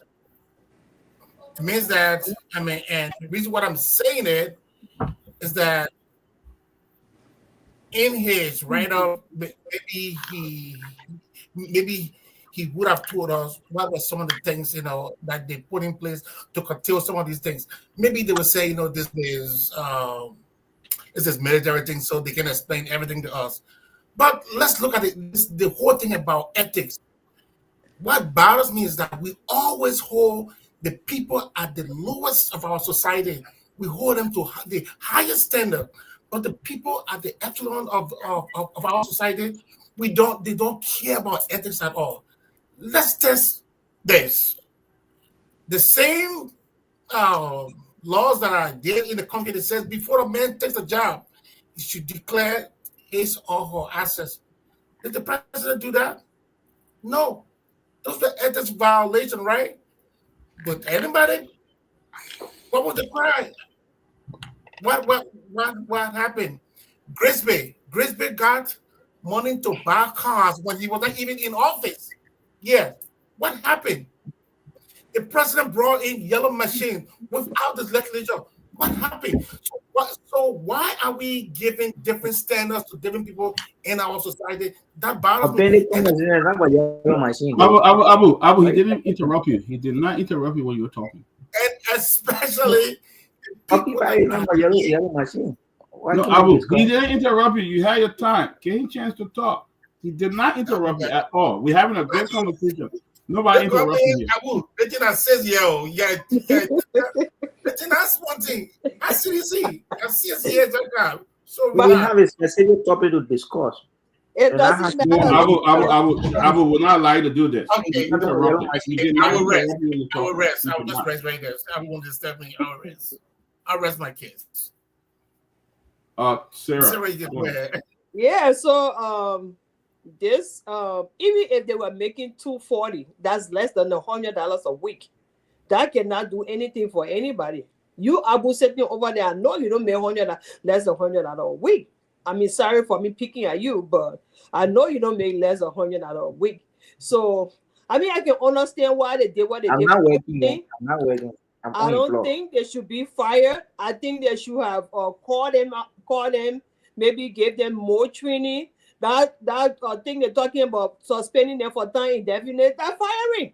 We know the Burka government when they suspend you for time indefinite, it means you are fired. That is clear. They just do it that way just to do, but we know that they've already fired them. So how they're going to survive, I hope they were able to pay them off, because if you want to fire somebody or suspend somebody for time indefinite and that person has been begging, I hope you make sure you pay them their salary you owe them. Apparently you guys or the government owe them, some arrears they haven't paid, begging as a whole is part of our it's just part of our culture. I mean, I've been seeing this from the time I was a little girl. I've seen people begging. I myself have begged my boss man or whatever. So it's not new to our society. But to fire someone, you know, this government being the kind of profile they came with, you know, we expect them to be a little bit more very different when it comes to the approach towards things. And this one is just not, it just doesn't pass it. It just doesn't pass it. Look, let me read something from it seems like the EPS director is known to just fire people. Okay, when he took over, he went about and just fired people randomly. This same gay guy. Let me read something from the front page Africa. They said dismissed agent of the Executive Protection Service are calling on the United States Embassy to intervene as they seek their just benefit from the Joseph Boakai-led government 11 months since its inception. At the early stage of the Boakai leadership, over 200 officers of EPS were faced with termination under the directive of the new director, Sam Gay. After their dismissal, there were allegations suggesting that the dismissed EPS agent personnel were being let go due to perceived loyalty to former President George Weah. Director Gay back then defended the termination, stating that the aim is not a witch hunt, but rather to ensure that the professionalism and adequacy of the EPS staff. Gay emphasized the importance of having well-trained and qualified individuals in EPS, pointing out that the General Auditing Commission had also raised concern about the qualification. The General Auditing Commission had also raised concern about the qualification of some officers during an audit. Those who were deemed unqualified to provide VIP protection will be removed, and those who were vetted and declared qualified will be retained and sent for training at the police academy. We want to be fair and transparent. This is not a witch hunt, Mr. Gay told Front Page Africa. Last Gay highlighted the individuals who do not meet the necessary standard for VIP protection are being removed to enhance the effectiveness and credibility of EPS. Since then, there have been more than 200 EPS agents who have been dismissed without any benefit. Okay, I'll stop there. You fire these people, you come in. You didn't even create a mechanism where you say, you know what, these people who are not trained, we will kind of do a staff development for them.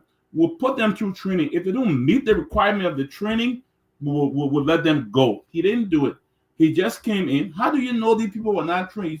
You just went ahead, found a list, fire people. Okay, the people, you fire them.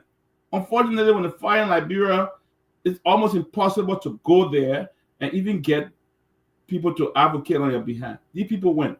Now, how in the world you fire these people, more than 200 of them, 11 months, these people have not taken pay. You have not given them any benefits since you fired them. You let them go. The condition in which they were fired doesn't even make sense. You should have come in, vetted the people, and say, you know what? I'm going to send you for training. If you guys don't meet the requirement, if they don't pass, and then I will fire you. You came in. You said these people are not qualified. 200 people. So you mean to tell me they just brought in 200 people and forced them in the EPS? I don't want to believe that. They were based on political party sentiment and stuff like that. But you fire these people. It has been 11 months, and I want to allude to something that Ben said. There are people, the current minister of state, Grace Payne, taking money for Social Security. He was taking money for Social Security. They didn't fire him. You were begging them to buy a car. That's a form of begging. He begged Social Security to provide some cars. He was not even in position at the time.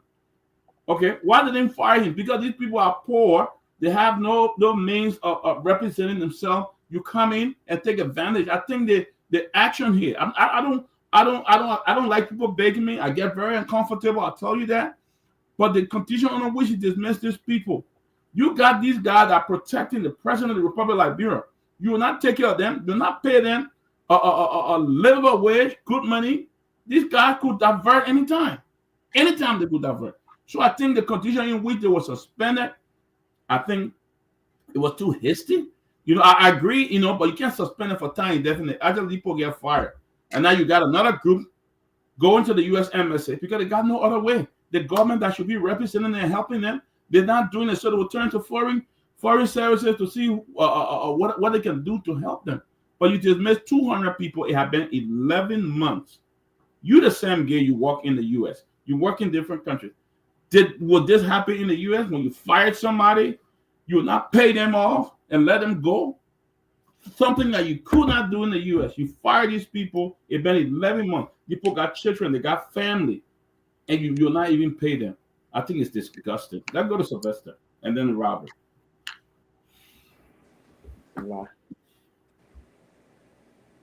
Basically, people are going around. Yeah. Yeah, we're going around. It's Sylvester turn. Yeah, I'm following it. Yes. Don't be Robert. Thank you, Dr. Peabody. I think it is important, and I agree with Ben also, and you just reiterated that position just now, that every government official should be held at the same standard. I agree. And even those at the very high level of the government echelon should be held at a high standard than even those down the line. Because those up, when we start giving some serious disciplinary action against those that up the ladder, those that down will start to take note from that, and even to say, hey, if they can do it to the big people, then what would be left of us?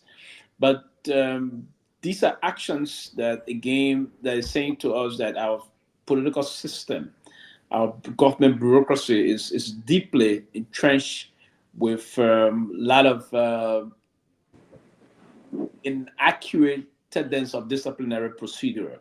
So that's a very difficult process that we have. And how can we now fix this problem instead of starting the process now? Is it meant to make names somewhere, as Mr. Gay is trying to do? He being very familiar with the EPS. He been around in the EPS before. He should understand the basic regimentation there, the procedural process, the challenges. Have he maximized his strength first and minimized on the weakness in terms of what's unfolding in the EPS? He understands all of those things in terms of the operational aspect of it. Most of the EPS soldiers, even some of them, will have to pay their own transportation to go to work. That is wrong. The EPS should not drive in a commercial vehicle to commute to work. It's not the procedure. Because, you see, the basic tactical procedural mechanism here is to protect the head of state. If you are now having the privilege to, you have the time to drive with, for instance, while I'm driving to work and I see an EPS soldier, he's going to, I say, hey, can I drop you? He's in my car. We're having a conversation. I drop him off. I say, oh, man, this $100 for lunch. He's very confident. Next time, he come and stop and wait, wanting to wait for me at the same time. There's a tendency that I can compromise that officer to allow him to do some things and incentivize him extraordinarily more than what he's receiving from the state. It causes some serious problem. So he's commuting to work or back. There should be a way. That's what past EPS administration. No, I don't know how much they paid them then. I don't know what the basic setup regimentation. But during the former President Charles Ganget Taylor reign as President of the Republic, those EPS soldiers had a certain level of discipline. Now, I'm not saying they didn't engage into this man begging situation, but that tendency of discipline, they knew that this leader reflected on everything about security. So I think there's a need that we introduce this process. Mr. Gay, it should not only rest on the process of taking disciplinary action against these folks. What we could do is to also go and do a deep analysis of what is the challenge in our security apparatus. How can we fix it? And you sit with the president, there's your own boss, sit with the president or sit with the president, because the EPS boss does not report to the Minister of Justice, unfortunately. The EPS boss report directly to the president, right? So you go and sit with the president and say, Mr. President or Madam President, we're facing this kind of a challenge and we need to fix this to make this body elite. But it's an elite presidential body. So if it's an elite presidential body created by a legislation, we need to do everything to protect. Why is it now we put around 9, 6, 7, 8 million in the budget for the EPS? Those are meant to make sure those men and women are given the pride that they deserve. They are well incentivized so they will perform their constitutional responsibility to protect all VIPs, including the president family, and other senior government officials. The EPS modus operandi is not really limited to the president and his family. It's also extended to cover every senior government officials in the republic. That will include the legislature, include the judiciary also. We have EPS officers assigned to the Chief Justice. We have EPS officers assigned to the Associate Justices of the Honorable Supreme Court. We have EPS officers assigned to the Speaker, and we also have EPS officers assigned to the Deputy Speaker. Now, the President or the Executive Mansion will determine who also EPS officer will be assigned to. That's a determination made by the President and that of the head of the EPS. Also, past pro tem, past Speaker, and I think past Supreme Court Chief will also take care of EPS and past Foreign Minister of the Republic. So the scope of operation is wide. So we need now to end this done through legislation. Do the thing. The executive prepared the budget, put some very good thing in the budget for those guys. Give them, they got to look good in terms of they got to get allowance to get some suit because most of them are always in coat suit. They need to get allowance to do that, buy some good pair of Cadence shoes, right? So they will say to me, one of them called me and say, the shoe Raul away, drink Kev Hassan, so they want back browser Raul can, so. So all those things we need to do that, man. I rest here on that process, but it's a serious process that we need to really do, right? You don't know the guy didn't want to dress well. They don't have money to buy a coat. They don't have money to buy this. It's troubling. It's troubling. The guy don't be forced to beg. Yeah. You're right, and they're not even giving that clothing. They're not giving that clothing check and things like that. But Robert, come on, Robert. It's troubling. It's unfortunate, man. It's really unfortunate. Look, I'm telling you, I truly empathize with these guys. And again, this conversation, unfortunately, happens to involve the EPS, but I don't think it stops with the EPS. Across the board, every sector in the country begs. You go to the bank to get money, to get the money as quick as possible. Yes. You gotta give something. Exactly. You go to government agency and you need a smooth process. You got to give something. I mean, I can't say everything because I know the men are watching. But look at that. Look at the foreign ministry. Go to the passport division. Go to the passport division. Even after you've paid the expedite your passport, you still gotta give to it's like you pay the government fee, and then you gotta pay the folks who supposed to be paying the folks who are processing all of these things. You got to pay a fee, and that's unfortunately. That's the system. That's how it is.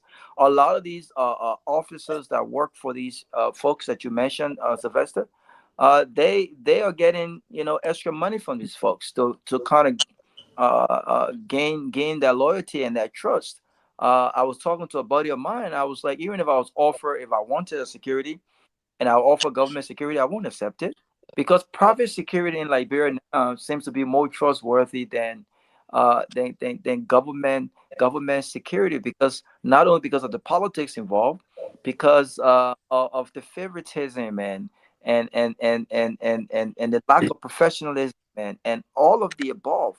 And so look at police officer, the dignity of a police officer. You've been arrested, you've been taken to a depot, you've been taken to a police station, and they're telling you they want to get in your car. How are you going to arrest me in my car? What? I never, my first visit to Liberia, I did not have my driver's license. I had a Atlanta driver's license. I was told that my driver's license is international. I drive with it in Ghana with no issue whatsoever, as long as you show the folks that you are visiting. Got to Liberia, I don't know who I was drunk. I was drunk to drive that night coming from out. And they asked me for my driver's license. I had no idea. I was just trying to respect the police officer. Handed my driver's license right on Broad Street. Right on Broad Street. They said, my man, park the car, let go. I said, going where? Let go to the police station. Yeah. I mean, am I on the arrest? You're not on the arrest, but I go to the police station. I said, okay, let's go to the police station. I told my driver to park the car. Only for the man to say, no, we need to get in your car to go to the police station. Why are you getting in my car? I mean,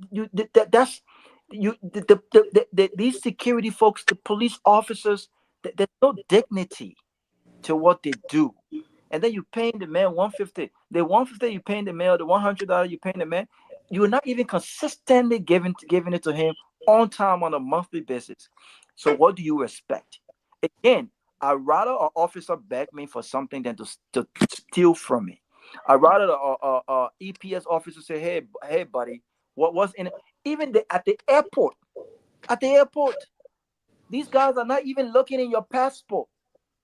They're not looking into your passport to see if your documents, your traveling documents are correct. All they're asking you, hey, office chief, what in it for your manual? So you post small thing on that thing, they hand your passport back to you. It affects us all. It affects our own security. And so I think this is something that is a great conversation, but Liberia, everything starts with a conversation and it ends with a conversation. No serious action is taken, right? We talk about it, and then we forget about it, and then it happens again. I mean, last year when President Weah went to Qatar, there was this news that 9 officers escaped, right? Because they wanted a better lifestyle. Can you imagine EPS officer escaping while on national duty because they feel like they can get a better lifestyle in Qatar or anywhere else? This is a problem that we've got to address. I will close on this note. Ghanaian officers, all of the time, because I love going to Ghana and spending a few days before I go to Liberia. Now they do. You will give them some money, but they do it in such a professional way where you won't even think that they're begging you.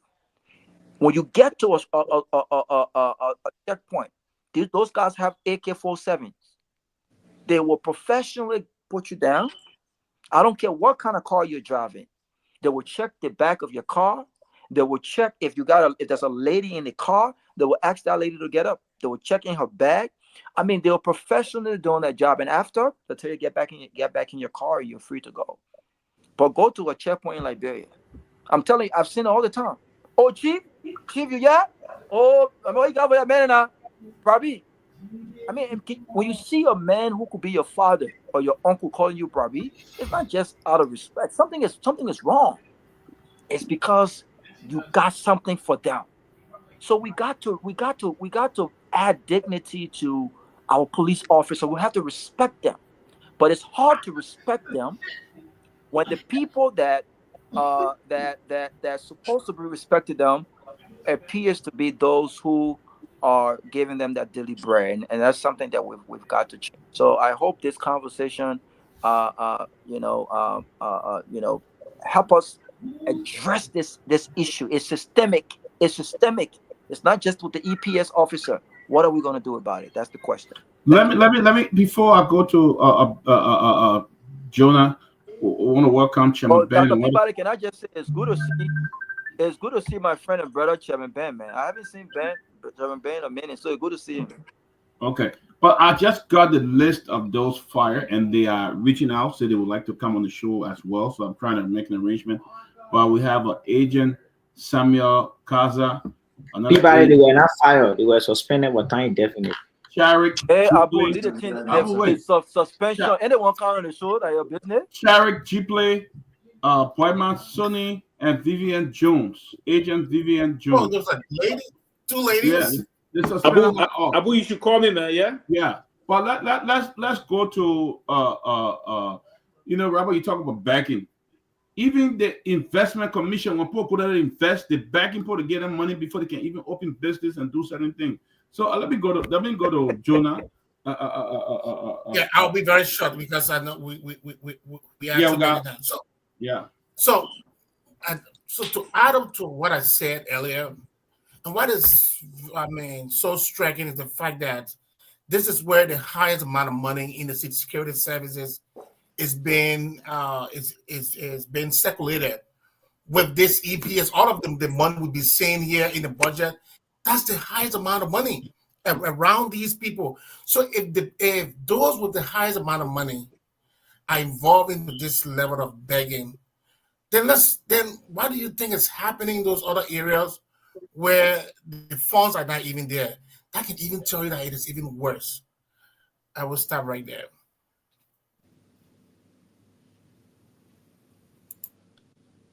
But Ben, a different type of begging we're talking here. So the man who got nothing in his bank account, you can't compare his begging with the man who got $500,000 that he didn't work for in his bank account. That's true. That one that's true. That one that's true. Yeah, you guys can go. I'm done. I think Dr. Peabody, who go next? Ben Sanvee or Abu? Peabody. It appears that he's communicating it back. He's on the phone. Anthony is Abu, I will insert myself, man. I will take over right now. Abu, go ahead. Abu, go ahead. It's Abu supposed to talk, right? Gotta get everybody a chance to talk, because if we keep talking, we got up to 7:45 for the radio to keep us going, and you don't want the radio to go off there without get our message across. So let's give everybody Abu, go ahead. Go ahead, Abu. Yes, so like I asserted earlier, I buy into what Pewee said. If you accept a task to perform, given all of the challenges, you should also be willing to accept them. You should also be willing to perform that task as inscribed in the contract you signed with the person who employ you. Like as student of public administration, I want to believe the EPS officer did not exhibit ethical values. When you are empowered to perform a task, you cannot be compromising and putting the life of the president in danger. A couple of weeks ago, there were few folks that are going to the Capitol building to plead to the consciences of senators regarding the sin dismissal issue. Peabody, it is an ingrained fact that those that were dismissed by saying gay are partisans, or they were seen wearing party paraphernalia. So, and you and I know, being in a circle of the president, you have to be non-political. So I think that's the reason why those guys were dismissed. And you said dismissing people without giving them benefit. If you dismiss somebody, obviously you're not entitled to anything. Are you kidding me? Y'all don't interrupt that man, please. Y'all don't interrupt Abu, please. You'll get your time. Do not interrupt Abu. Well, when you are dismissed, for the act in you can come by everybody. Don't. No, I'm not rebutting. I'm just trying to. Yes, he's right. If you are dismissed for an act inimical to the function of the job, there's no benefit for you. Exactly. No, that is what's right. it give you benefit? Yeah. I mean, if and not if. So can I ask if they owe them a month past? Aren't they responsible to pay for the month past? No, if they owe you, that's an arrear. That arrear have to be given. You mean if the government owe them prior to that dismissal? Is they will pay you on that? Yes. You have to be paid. Obviously, they will have to pay you. But in terms of you being dismissed, get benefit. But in a culture, where you have not been paid, but in a culture where you haven't been paid for 6 or 11 months. If you fire people, you should pay them the remaining of their salary for the time that they work. They are entitled to certain benefits. If they have certain savings there and stuff like that, they are entitled to those things because they pay into it. Has it been established? You guys were being owed by the government prior to that dismissal? It doesn't matter. Now you empower, you should pay them. Okay, I reached out to one of the personnel in the EPS. He confirmed that the least salary is $475, not $240. $475. But that's what you said. You didn't know it first. Now you know. $475 US for a whole month. That's not true. Yeah, but let's bring Let's bring Sarah in, then we'll go to Chairman Ben. Let's get Sarah Abu is misleading the public. That's not true. It's not true. 475. Then Robert, you can reach out. No, I don't know. That's not true. I already reached out. 475. I already reached out. That's not true. They're not making that. People say 475 is a lie. I mean, as compared to other security forces, I'm not saying no. I'm saying no. Don't get me wrong. The man protecting the president for a whole month. What I'm saying, other are making 125, 475. I mean, I have plenty as compared to what police officers getting. That's what I'm saying. Now, as compared to what police officers getting, I'm not saying that is too much for attacking me. So I want you my chairman. I want you my chairman. Let the chairman go ahead. Let the chairman go ahead. Chairman, when it comes in, right? The police officers were making far below the 150. Abu doing? I knew exactly what Abu was doing. No. Abu, that's not true. President, we have that's the narrative he want to present over here. Your government wants to do more. No, President. We gotta keep it going though. Yeah, we gotta keep it going. But let me make a clarification. President, we administration pay police officers the least with at the time $285. $185.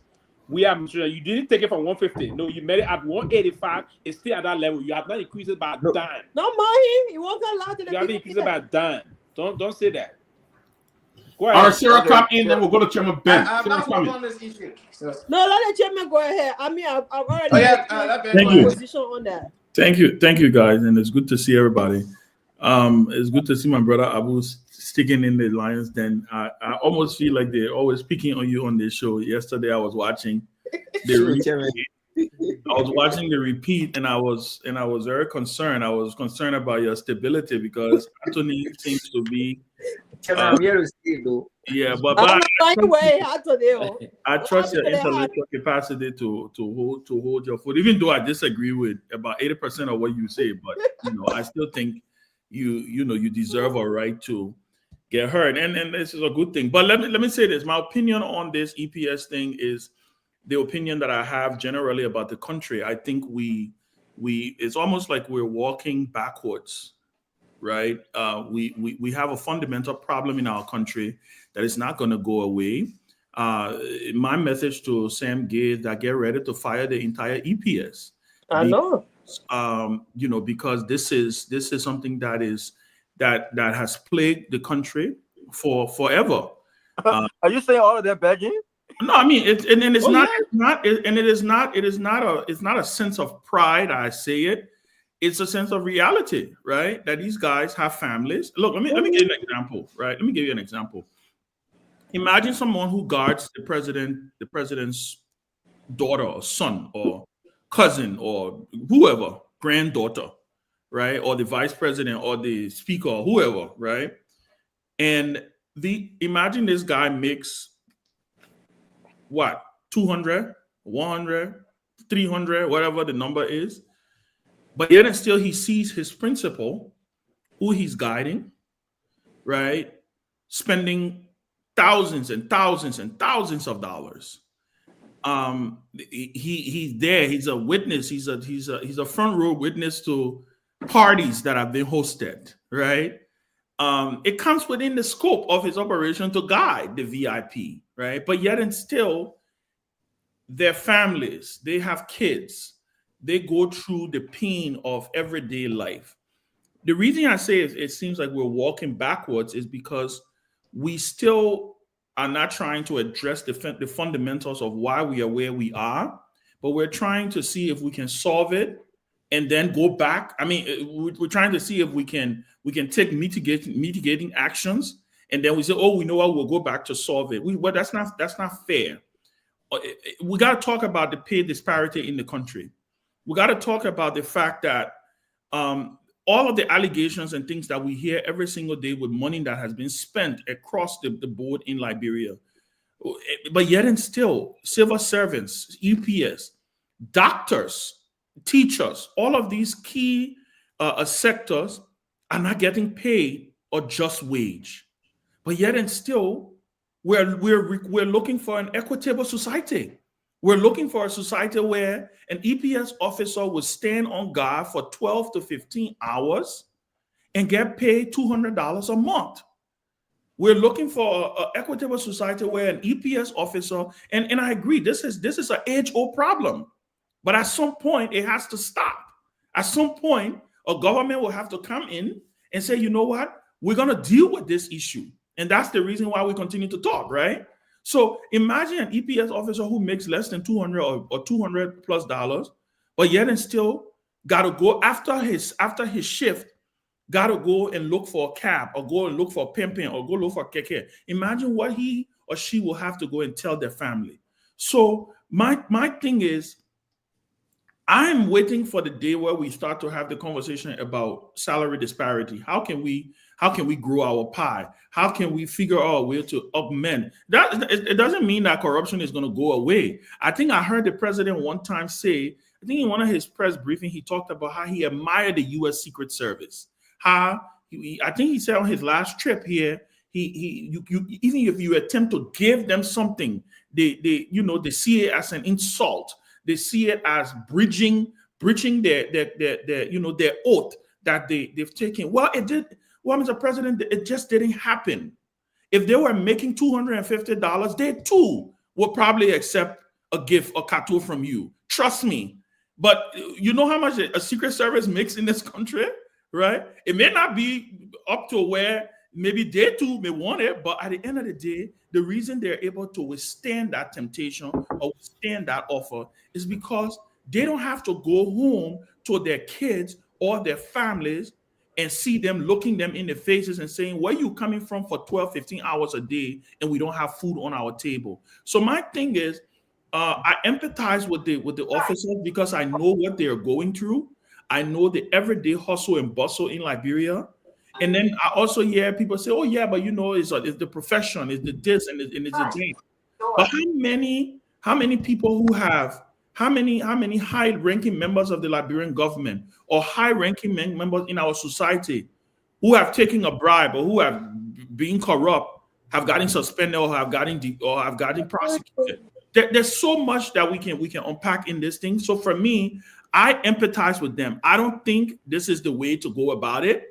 I think what needs to happen is that we need to talk about how we can balance the scale when it comes to compensation in our country. And so people have a chance, what you call dignity in labor, have a chance to be able to hold their head up high and say, you know what, I am a proud member of the Executive Protection Services. And guess what? I don't have to take a bribe because I'm handled because I'm paid well and my family have a decent a meal to eat today. But if we don't do that, we're going to continue to have these conversations. And guess what? I don't know if they had to put up a press release today, but they did, right? At the end of the day, it is what it is. I just feel we're walking backwards when it comes to everything when we're dealing with Liberia. Quickly, Ben. Just a second, Ben. I will hope that you also say they saw those in the sign off for it. We need to be frank in our society. You know very well this is sorry for it. They should live to that regimentation. Exactly. We agree. Yeah. We need to emphasize that. Also. Yeah, let me emphasize it. Let me emphasize it. About it. Let me emphasize it. They saw it. No, but people, I beg you. Let me emphasize it. They saw it and they signed up for it. You know why they signed up for it? Because there are no opportunities. No choice. They don't have options. They don't have choice. That's exactly what I was saying. They don't have choices. In this country, Pewee, you can turn down a job. Yes. A job. I have turned down a job with 6 figures before because I had another offer. That is the reason. Then you can say, yeah, they saw it. But guess what? You live in a country where, and again, this is not an excuse for people to beg. I don't think people find pleasure in begging. I really don't believe so. We make it sound like, and the thing is, the culture of begging and the culture of scarling in our country has become normal, right? So we think that it's not. If you don't have an option, and they tell you there are people who are waiting, let them just announce tomorrow, people, and this is my last point on this. Let them announce tomorrow that they're going to be paying somebody $5 a day to sweep the streets in Monrovia, and see how long that line will be. It's because people don't have the opportunity to be able to decipher and to make the decision that they want. So yes, they sign up for it, but at the end of the day, is it fair? Is it what they should be making? For me, that is the fundamental question. I don't condone it, but I understand why it's happening. That's all I'm saying. And in the U.S., let me just say something here, Robert, before you come in, Robert. Robert, let me just say something here. The guy said that, one of the guys who I'm not going to name said that they were not fired because of the bag. They were fired because the superior officer felt that they feel that it was still loyal to the former government. That's the reason that they were fired. So I just want to make this clear. He said it was not for bagging, but one of the superior officers felt that it was still loyal to the former government, and that's why they had to fire them. They've got a begging to be around for a long time. That's what I'm about to say. That's my first time here. EPS fire somebody for begging. Yeah, long time. Long time. And I think there's more to this story, but I just want to give information. Entry level Secret Service agent is between close to 90-something thousand to 118,000. So if you do the math, some of these guys are making close to $9,500 to $10,000 a month, right? Now tell me why would they need any bribe? Tell me why would they need any kickback? Tell me why would they need to be compromised?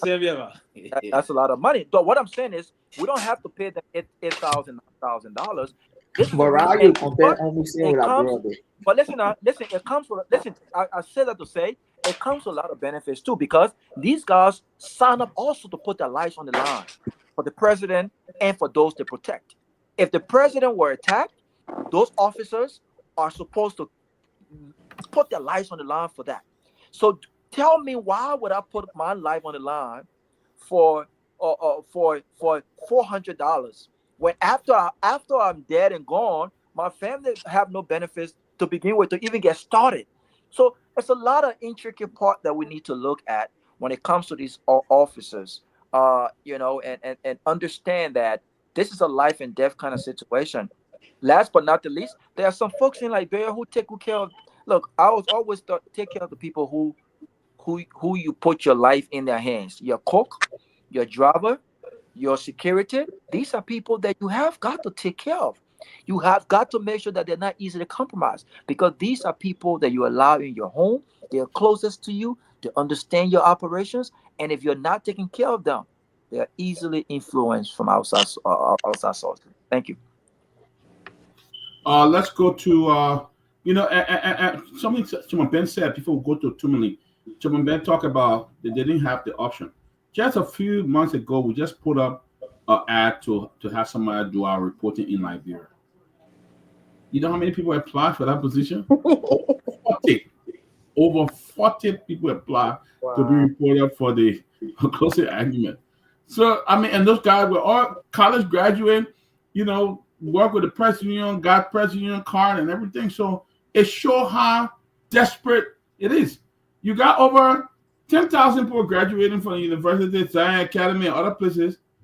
Not even 5% going to get a job. And that would make it bad. But Tomalin, come in, Tomalin. I had in my hand this flyer, right? Yeah, after it will come to you after 2 minutes. So this flyer is a county, Newcastle County in Delaware Police. Just cadet, right off the bat, no experience. 72,000 United States dollars. After your training, you get 25,000 bonus.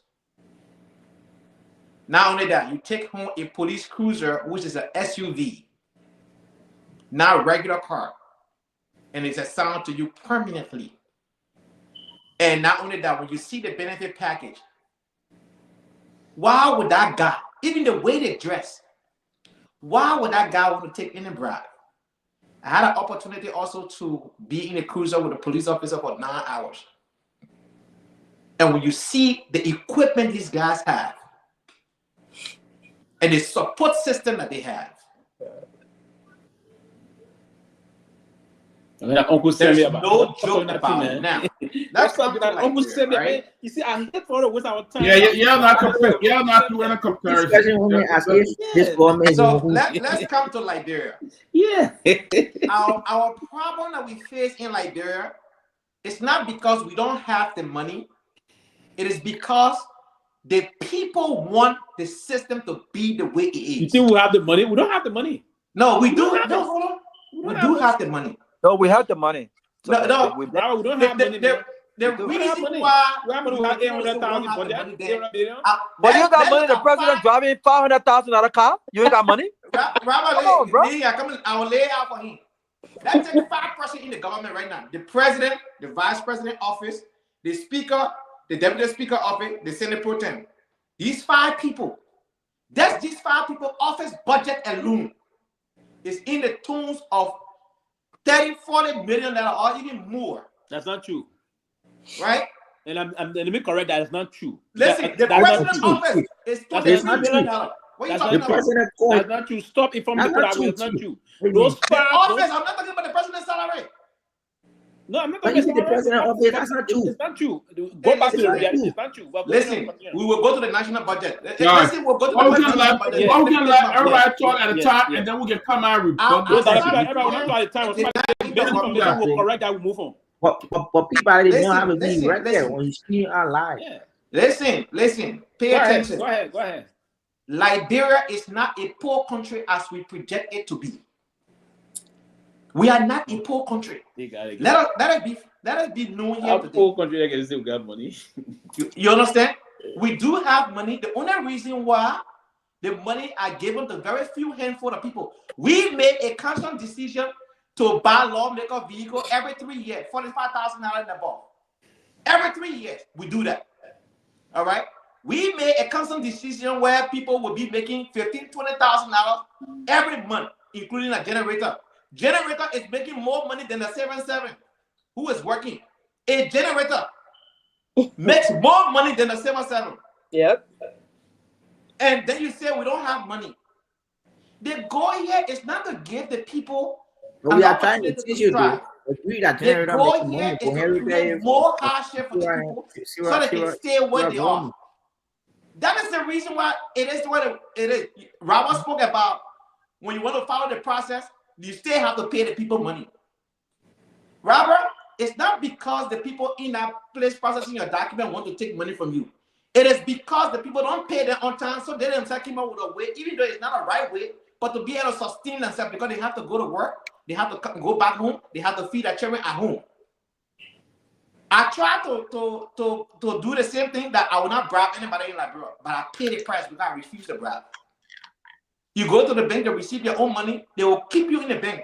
As long as you don't give the bank slip to the security officer and the security officer take that bank slip to the teller, you will be there forever. So this whole thing here is a circus.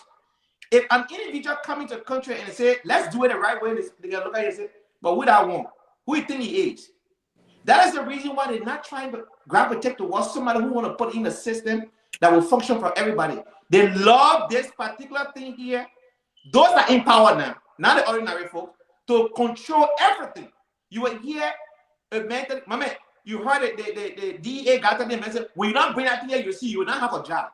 That's how the DEA boss supposed to talk to the subordinate. No, but because that is the cloud that they created for these people, that you can't say anything. You don't have to say anything. Our neighboring country in Africa, the 7-7, they call it fonctionnaire. They can strike in Africa with no problem. Try that in Liberia, you have no job. You have no job because you strike. Right? But the law says you can express yourself. Well, go express yourself, you have no job the next day. So this whole thing with EPS circumstances, it's not just EPS alone. It's not limited to EPS. It's all government functions.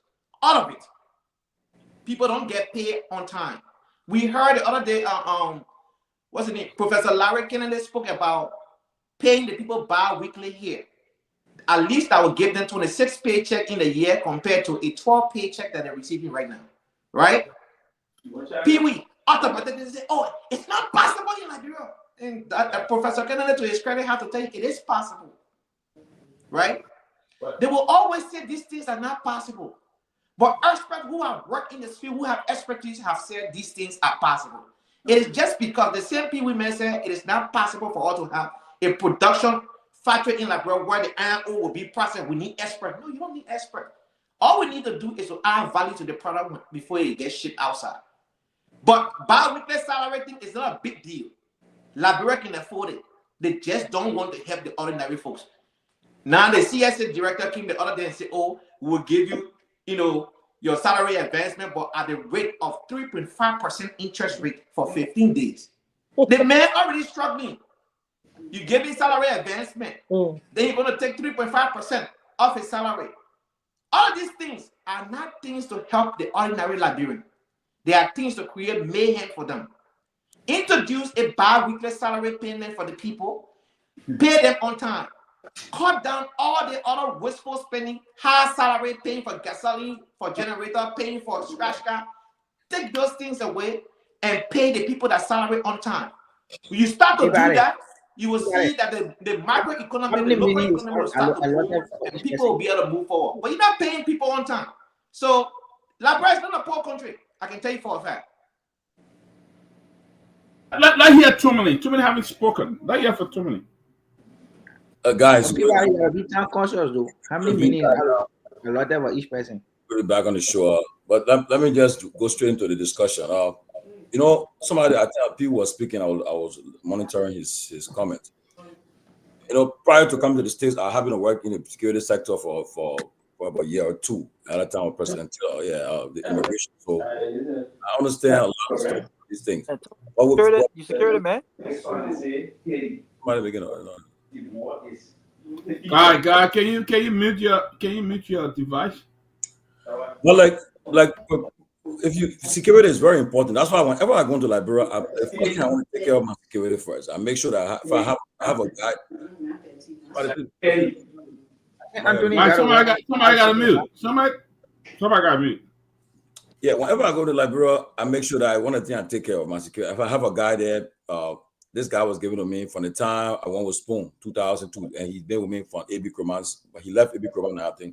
While I was there, he comes to the airport, need me from the airport, he will not leave the country. It's very important. And that person controls your whole life. Your security, your co, your driver, be careful with them. You gotta always take care of them. President Taylor, prior to Samuel Dotan, Taylor time, he used to give the EPS code, he used to get them coat suits, buy them coat suits. They get them their clothes. They were very important about their dress code. So they get them free clothing, they get them rice, and they have insurance and all, life insurance for them all, medical and so forth for them and their families. They took care of them. I don't know what happened in his administration. I don't know, but the security EPS were always taken care of with good pay, the rice, and their clothing. Very important. Because today you have EPS protecting the president, the vice president, the speaker, the deputy speaker, the pro tem, the minister of finance, minister of foreign affairs, the first lady, the second lady, the children of the first and second families. They are having EPS protection. So they are taken well care of. But if you talk about people taking bribe from people who are actually begging, then you ask the question: how many of our?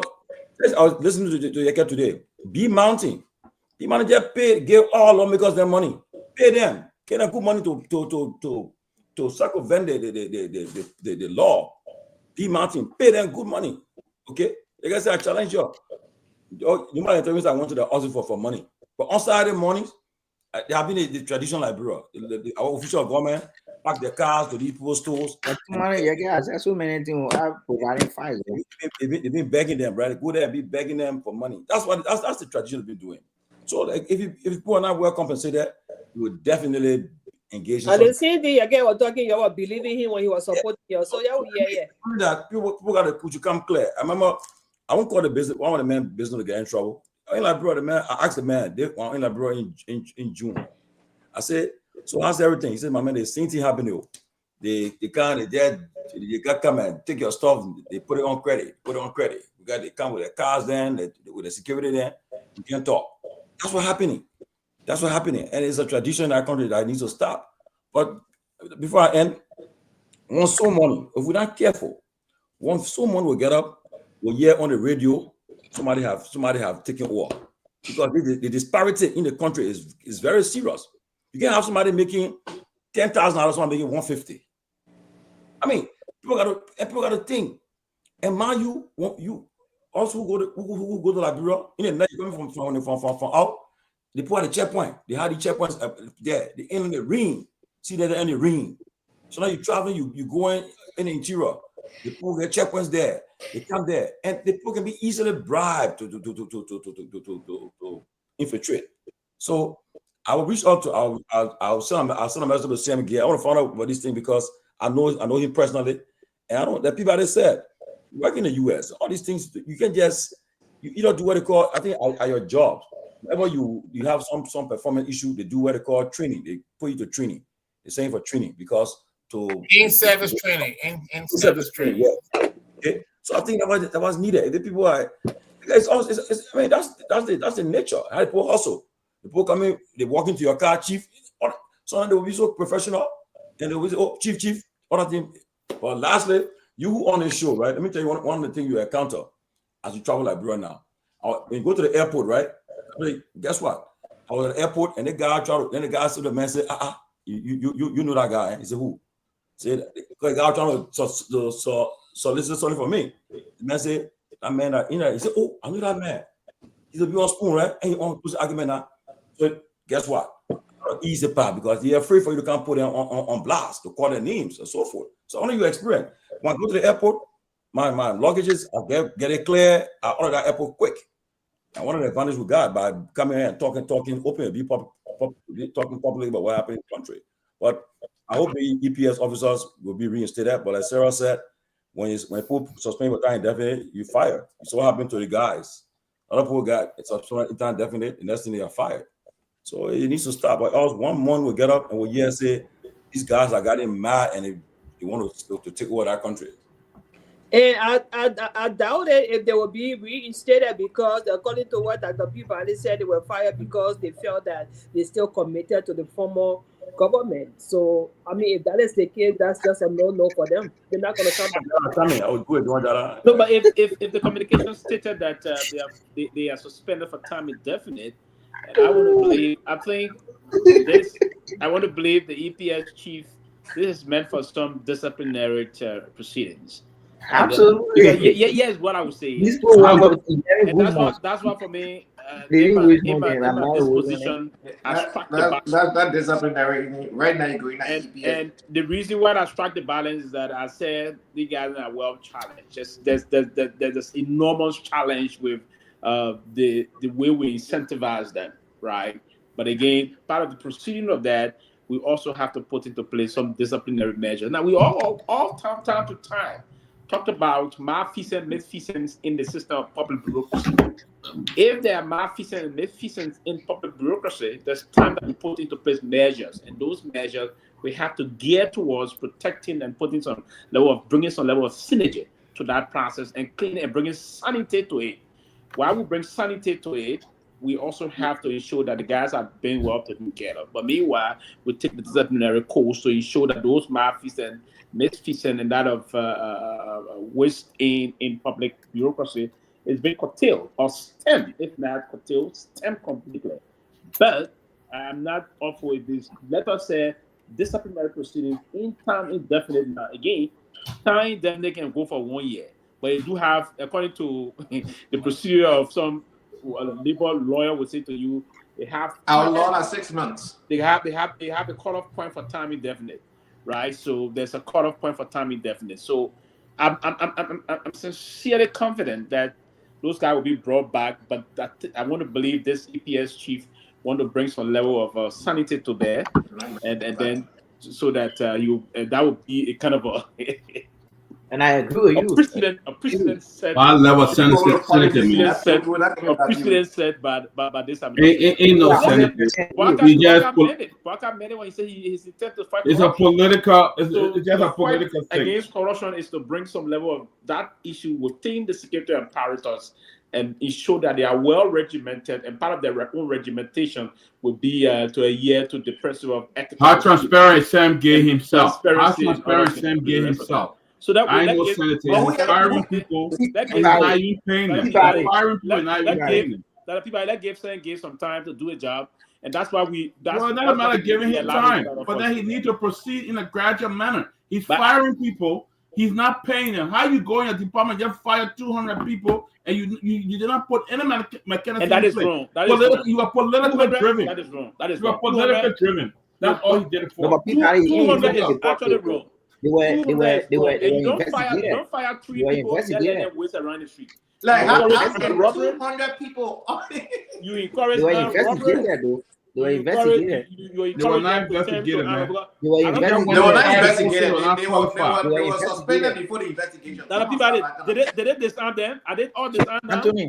Anthony, He had if not you were the disarmed those president, people. if you No, were the they are not. president, The guy got arms. Anthony, The guy got armed.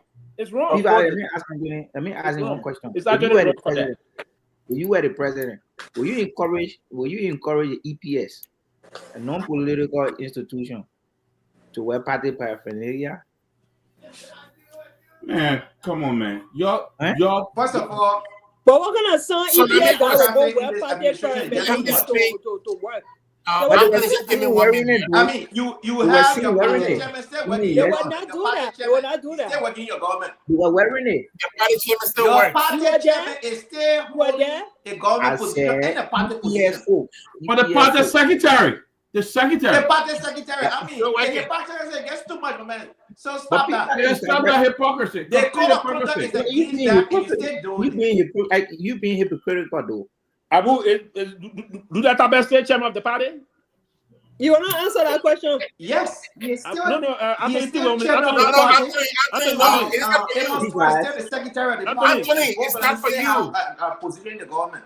Anthony, hold on with me. That's not for you. Abu, the FPRC boss and all of the free the where you work, the National Port Authority board chair. Are they state chairman Where and do I secretary work? general? Where do I work? NPA. The National Port Authority. I don't A work at public NPA. record. Abu, a public record. You work for the National Port Where do I Authority. work? But man, Where do I work? you know MPA payroll. They may will not answer. Are they They state now chairman and MPA secretary payroll. general? You know that. Yeah, You get A public work- record. You you work work for for MPA. Pewee, the law in the code of conduct that states that an official of the party cannot serve in government position. Mm-hmm. I think that law will have to be amended because No. I'm saying it be amended. No. But your president have Stop permanent that. fire people. Based on Until that same amended. record. Yeah, Lord. Are they performing party functions during working hours? Are they Y'all performing party not functions? getting on Abu. No, not do that. Abu, not do No. that. It didn't say they should perform party function. What it says is section 2.8 of the code of conduct. It's very clear. It says that no party official or no government official is very emphatic here and very self-explanatory. So, I mean, the struggle for us saying that you have to be, the fact that you say you have to be amended, I mean, they're in violation. So let's go ahead. Meanwhile, Can I ask Abu? many Can I ask? people- Can I ask one question, Abu? I'm not trying to put you on the spot. But I want to ask you one question. If you can't answer, don't answer. Before I make my statement, are you on MPA payroll? Robert? It's a sticker issue. Okay, I respect that because you're on national radio. They're receiving the same thing from MPA without going to work. But Abu, what? No, man, You're I'm not going minister, you're not deputy director. I'm a smart company, man, go to work. You're a regular employee for MPA. What's wrong with saying it? That's a public record. What's wrong with that? You're not a minister, you're not deputy director. You got it. You No, know? The man went for MPA. Yeah, I was tell the director, why were you paying the guy last night? I gave them 900,000. Deputy director for corporate services. But I read you that Abu El. Are we read that? Lucrative. But you can see Abu face shiny. You can see that looking. The man got 3,000. More than $3,000 salary. Abu can be Let's talk about a very important topic. Let's leave Abu. Let's go to Abu can be here 4 o'clock on the dot waiting for TCA. No. And the corporate office, is not better now is so you show that most of our constituents are coming from the diaspora, right? Abu got oversight on those things, so you show that folks are not paid. I have no idea. I have no idea on the session you made, Pewee. I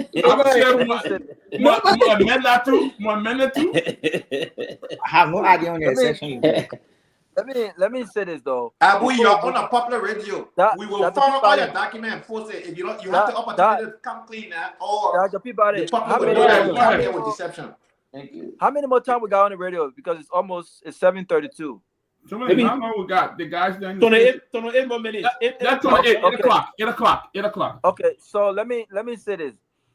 This will be my last comment on this. I'm not sure what's the next topic, but at the embassy today, in their statement, they said something at the end that I found to be troubling. But is it possible? Yes, it's possible, because a lot of these guys are still armed, right? He said that the dismissal of 215 EPS agents without their lawful benefits poses a national security threat to the peace and security of this country.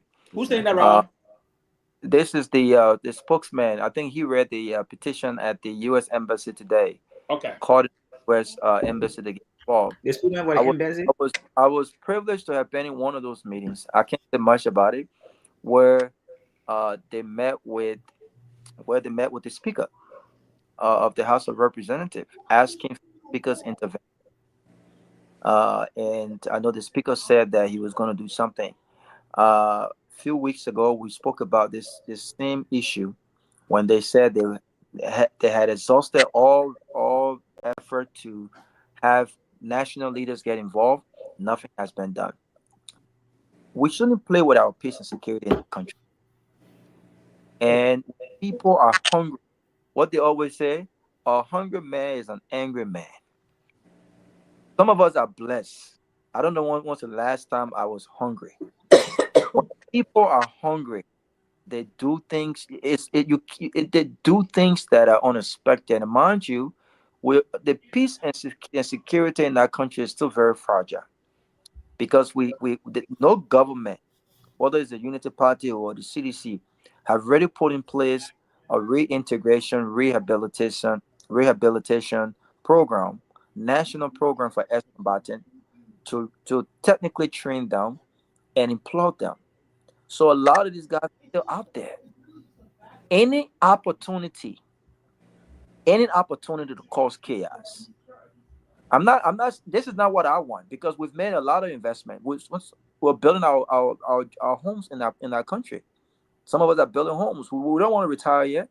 I don't want to be here 50 years old working in this country. I want to go back home, living a luxurious life. And yes, I will live a luxurious life. And if you don't come walk up on my car, because I come from a place where we self-defense is very important for us. We can defend ourselves. We will defend ourselves. But those guys are those guys are dangerous. That's all they know. So Raul, tell them in Liberia be armed, man. I will protect. Yeah, don't walk up to my car, Tomalin. I would rather protect myself, especially when I'm with my wife, my beautiful wife. And then a few years from now you add kid to it. We there. You don't try. I will protect myself. I'm not playing. But we don't want an environment like that. A lot of these guys, all they need is opportunity. Just give them opportunity. I always tell my kids, my students, the only difference between you and I is because I was given opportunity and I took advantage of my opportunities. Opportunity doesn't just mean you came to America, because I know a lot of people who come to America, their lives have not even grown. They have not seized any opportunity given to them in this country. So it's not just about coming to America. Opportunities can be found in Liberia if we provide the environment for them. But when you start playing with these guys who livelihood depended on their jobs, and you are firing them for political reasons, on top of that, you have refused to pay them what is rightly due to them, what they have worked for. In this country, a lot of people live paycheck to paycheck. You saw what happened when COVID-19 happened. A lot of people could not pay their rent the following week when they didn't get a paycheck. The government had to intervene. So true. So you start playing with people's money, that people's livelihood. This could cause some serious security threat. So when you see these guys making these statements publicly at the U.S. Embassy and begging their intervention, they are not joking. They are there for reasons. They inserted those languages there for a reason. So my people, our country, we've got to be very careful. You fire the man and you owe the man outstanding, pay the man. Let the man go by his business. Exactly. That's all I would say.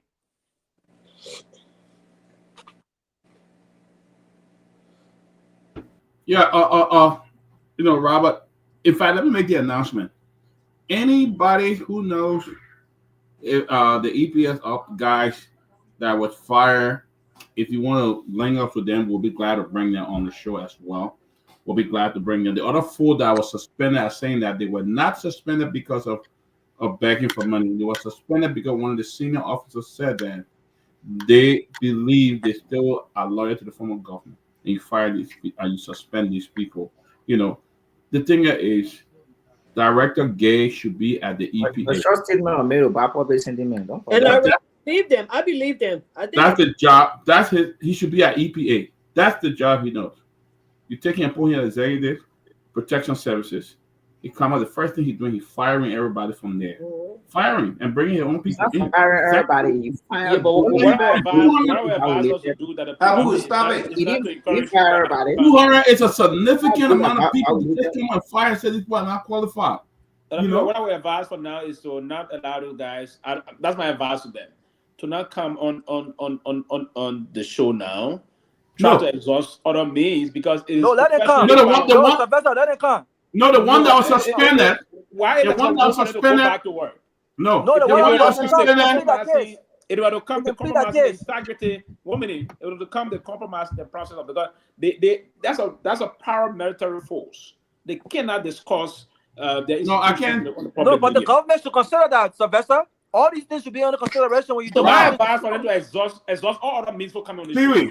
Stevie, you're right. We're not going to bring the guy that was suspended. But the one that was bring him. Oh yeah, for 11 months. Yeah, Sylvester. Yes. Sylvester, the one that was dismissed for 11 months. They've exhausted all guys can come. Those guys can come. Yeah. But these guys that are suspended, they're looking at this. They're looking at how the government has treated the other ones for 11 months ago. Right. I urge them to exercise some patience for now and exhaust all the internal mechanisms. And Jallah, it's not just Liberia. You walk up on me right in America, don't do it. It's not safe. Don't do it. So that I think you're talking. I ain't like, bro, you Jallah. Robert, leave one man. I Robert gun. You get it. You want to be? Don't mind me. Robert gun. Don't mind it, man. That people you make it. Let's go to the next topic. Don't listen to Jabba Bell. Jabba Bell is well protected. That man, that man is what? Don't listen to him. Guys, let's go to the next topic. I think that one will take us home. The Supreme Court has said tomorrow, as it did, to come up with a ruling on the I see Ben with your glasses, even smiling. You know, Ben got some good news. We're working the phones. We're working the phones, my brother. This smiling. Now you and JP working the phone. Yeah, we got 20 more minutes to go. Tomorrow, the Supreme Court. Let me make this announcement, guys. Let me make this announcement. Please calm everyone, please. Please calm everyone. Let me make the announcement, guys.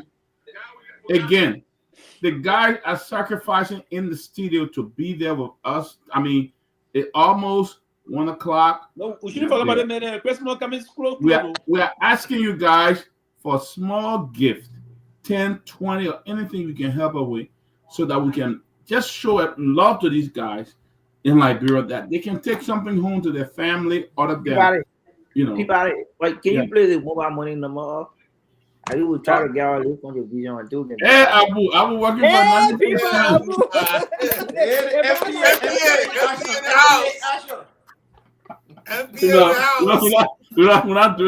we're not doing that, but the aim is to just help these guys for Christmas. We don't need anything. That money that they came on Esau. We rather don't need anything. Peabody, 1 minute, please. Somebody told me, Jana. Somebody told me, Jana, say, we hitting the other EPA minute for begging. They will begging to send money to the other people too. Listen, we're doing the professional part. No, they want a fundraiser. A professional begging fundraiser. That's what a professional one. Professional begging fundraiser. They say the EPA. They say the EPA. Hey. I said, can we stop? Can we stop? The princess has shown on TV. She was we got the show on TV, and also she keep running down and she said, I see you on TV. On TV. Hey, baby girl. What's up, baby? You all right? What's up, girl? Nice. She loves her dad. School going good? That my kind of, my beautiful niece, you can't walk up on us. You'll be dead. Yeah, so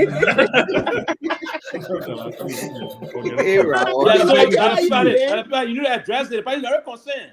They say you want to clarify, is there considered begging to or what? It's fundraiser. It's fundraiser. It's fundraiser. All right. And the city of EPA may be doing it. No. Uniform. Samantha, the EPA men were not doing fundraiser. Instead of begging. We did the professional. We did fundraiser. You want a professional begging, right? Yeah. It's not professional. It's legal. Why the Supreme Court is wasting time with this ruling? I don't get it. Okay, I think we need to discuss the Supreme Court thing because it allowed. Let us talk on the Supreme Court. Let us talk on it. 2 minutes. 2 minutes. Okay. Yeah, 2 minutes. Yeah. All right. So for me, I think the Supreme Court have put herself in a corner now that looks so skeptical, and no matter what happens tomorrow, there'll be a lot of doubt. So, but besides the doubt, she still needs to do the right thing. And for this case, for the fact that this case has 2 other precedents, more people think, including me, that there is only one way that this thing is supposed to go. And I think if the thing turns out to go the other way, there'll be a lot of complaint. Again, I'm not a lawyer, but I think the way how the Supreme Court ran with this whole thing, with the lack of clarity on and delay, more suspicion. But I hope and pray that they will do the right thing come tomorrow. Thank you. Yeah, anybody? Let's join in. Abu, John, come in, Abu. I've never doubted the judgment of the Supreme Court. I don't intend to doubt the judgment of the Supreme Court. Like I said on yesterday, Supreme Court being a final arbiter of rule of law and giving whatever that existed between Funati and our anti-Funati blocks. I think the court is the court should be mitigating internal conflict, both from the legislature, the executive, and so far what we were told today, tomorrow the court will be handing the final ruling. So whatever way it goes, let us concede and we move forward as a country. The legislature cannot be strangulating the government because the budget presented to the legislature. So we just have to await the ruling on the court tomorrow. I don't want people thinking that the court has been manipulated, as it was said by one of the critics of our regime yesterday. The same court ruling for that court favored earlier. So tomorrow, if the court does not rule in court favor, it doesn't mean that the court, the decision was influenced by people from the executive. I trust the judgment of the 5 distinguished personalities on the bench of the Supreme Court, and they will rule in conformity of the Constitution. So far, I think yes. Let's wait for tomorrow.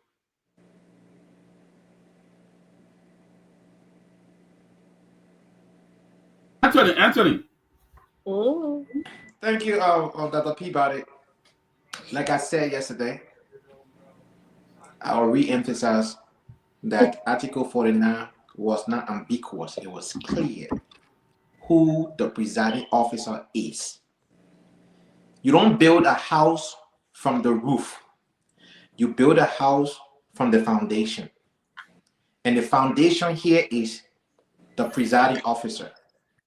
And once we already know who the presiding officer is, anything that is done outside of the presiding officer is not recognized. It's not a forum. It's not a plenary. It is a meeting. So the fundamental of this problem started from there. Any ruling that gave the majority bloc, and I want to be on record again, that the majority black is right, we will have 2 speakers. We will also have 2 presidents in our country. We will have 2 of everything. If they give a ruling tomorrow that is ambiguous, that is not clear, that may seem, is leaning the speaker side of fanatical side or the majority black side, and leave people in the middle like that, it will create even more chaos. The Constitution cannot be rewritten tomorrow. The Constitution, if any amendment has to be done, it has to be done through a referendum.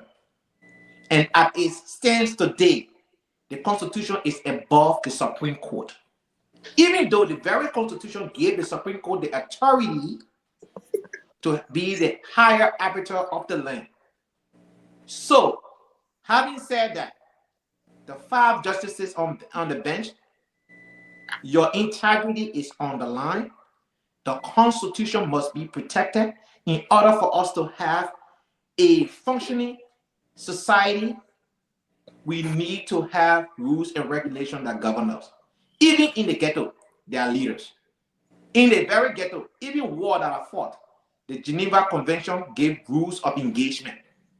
Military that use weapons have rules of engagement, let alone the quote-unquote political theater.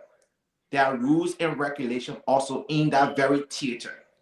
Yep. I want to yield back my time. Thanks for having me. Sarah. Yes, I also concur exactly with what Anthony said. I believe the Supreme Court will do the needful, the right thing. That is to be on the side of the law, regardless of politics. Politics is politics, but politics, the rule of law oversees politics. So I think the Supreme Court will do the right thing. The 5 justices that are over there, they should be thinking about the future of our country, the future of our children, how our country is structured the way it is. A lot of things are not in place. And that ruling tomorrow will decide, technically to me, it will decide a way forward, whether we got a country that will continue to be lawless or we are a country that will be, conform to the rule of law. And that is my line of thinking, and I think that's what they're going to rule on. All right, Sylvester, let's see what happened tomorrow. Got 10 more minutes. What happened tomorrow? Basically, tomorrow we will be anticipating some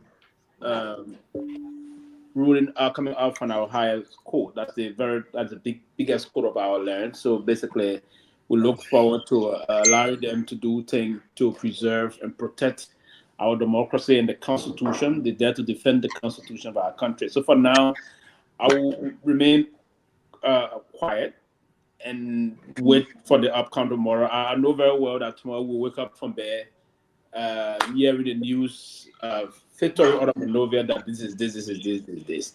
But I know that I think on this show tonight, it's 3 since we're 9 on this show tonight.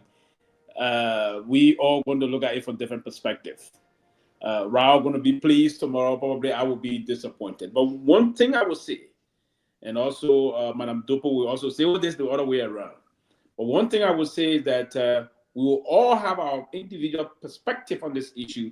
But one thing we are going to do tomorrow, after tomorrow, we're going to respect the ruling from the court. That's one of the things that is always going to happen. So I'm going to wait to see this process. I'm going to close on this level, wait to see what the court is going to say tomorrow. But I'm not going to be surprised with tomorrow ruling for me personally. That's my feeling. And the reason why the court delayed this way, there have been some serious pressure beyond the court. That's why the court delayed. This thing shouldn't have delayed. There have been some pressure on the court. And everywhere in the world, Supreme Court can really be pressure sometimes. And sometimes they take their time, absorb all of the pressure, and strike the balance there, and the people will move and debate the issue all over the place. I can imagine how we'll feel tomorrow about what will happen tomorrow in Monrovia at the very high shop on the ground of the capital day. Those passionate supporters, those that are very passionate about Kofa, those that are passionate about the other side. There are folks on the other side that believe that Kun can be speaker, so they happen. So they pray to God and some people to rule that Kun remain the speaker because their own power will start with ball. The same thing, the person that just told me about the whole thing about the begging thing. Begging can go to a different level. The team come inside drift to send money for the minute Christmas. We come and beg up together and send. Our foreign minister will go in other country and beg. You're not begging, man. Stop. We're not begging, we're soliciting. We're not begging. Okay, you will call it soliciting, right? And other people will call it what? I mean, I'm calling charity. The begging is coming to you and says, give me money, but I beg you, give me $10. Oh, what do the begging? What do the What do you No. So raising fund I want. You begging? It's not begging. When you raising fund, chief. okay, I mean, y'all gonna do the definition. Raising fund and begging is two different words. I'm begging. I have a different show what I want. Can we come on, man. When our president leave from Monrovia, go to China and say we want this, I think what are you doing? Yeah, but we're not Joe Buck. Let me ask you this question. What do you expect from that ruling tomorrow? So yes, my anticipation tomorrow. What I'm expecting from the ruling tomorrow, I will expect that the ruling going to say, and many people don't want to hear this, that the Supreme Court going to change her style of precedent tomorrow. That the majority black is where the quorum is. Exactly. That's my anticipation tomorrow. What the Supreme Court going to do? If that happens, we'll have two speakers, two presidents. Where the quorum? I'll get you 10. You pushed me to say it. That's what I said. That's my belief what's going to come out tomorrow. And I would be very surprised if they didn't do that tomorrow. And people are confident. Okay, that's a better opinion. That's my opinion, right? That's a better opinion. That's what I'm hearing. Yeah. But is that the law? Is that what the law says? Absolutely not. Robert, go ahead. Go ahead, Rob. Absolutely not. The law compromise already. The law, you know, Sylvester. First of all, I am partner of everybody. Sylvester, the Supreme Court have been paying attention, and I'm sure that they have been briefed that the so-called place where the quorum is have not conducted session because of lack of quorum. Today, yes. No, but you said the ruling has not been done yet. I concur with you, right? What I'm saying, you're right. Never written the ruling, so even today they didn't work. So as we speak right now, if and I don't even think that's what they're going. I don't even think that. I'm correct. You see why I'm correct? Before you come in, my brother, come on, before you come in. You see why I'm correct? I did not score a side. I said the Supreme Court will say. You see, I'm hearing the line before the began to say. The Supreme Court said the side I have the quorum. Yeah, but the Supreme Court, even let's assume. But let Rob make a point now. Go ahead. Let's assume they have 40 or whatever that the quorum. The Supreme Court cannot just say, right, that the side that has quorum, guess it's the right side, right? That's not that they can't do that. You know why they can't do that? No, because then there will be neglecting the rules and the laws as stated, not just legislatively, but even the Constitution. Okay. I don't think the Constitution protects what has occurred, and there's no such thing as majority black. So the Supreme Court, I think, in my opinion, have got to rule and be guided by the law. Okay. And I concur with Anthony and Sarah. There is nothing that they can say contrary to the law. That's just my opinion. And I'm so optimistic of this, that that these guys, that there are lots of things that are wrong with our country. Corruption, political influence, all kinds of things are wrong with our country. And I think in this moment, they understand the weight that is on their shoulders, that they are Liberians who don't care about the politics. They care about moving the country in the right direction. Politics is done now, right? Election was over almost 13 months ago. Right now, we're in the place where we're looking for leadership. We got 5 more years or so before the next election happens. So I don't think there should be influence or pressure politically. I think they should focus on the law, that ruling tomorrow must be guided only by the law, and they must do the right thing in the interest of our country. That's what I expect tomorrow. Anything of the contrary, I think I'll go on the record and say this. This whole idea, anything the Supreme Court says, we must respect.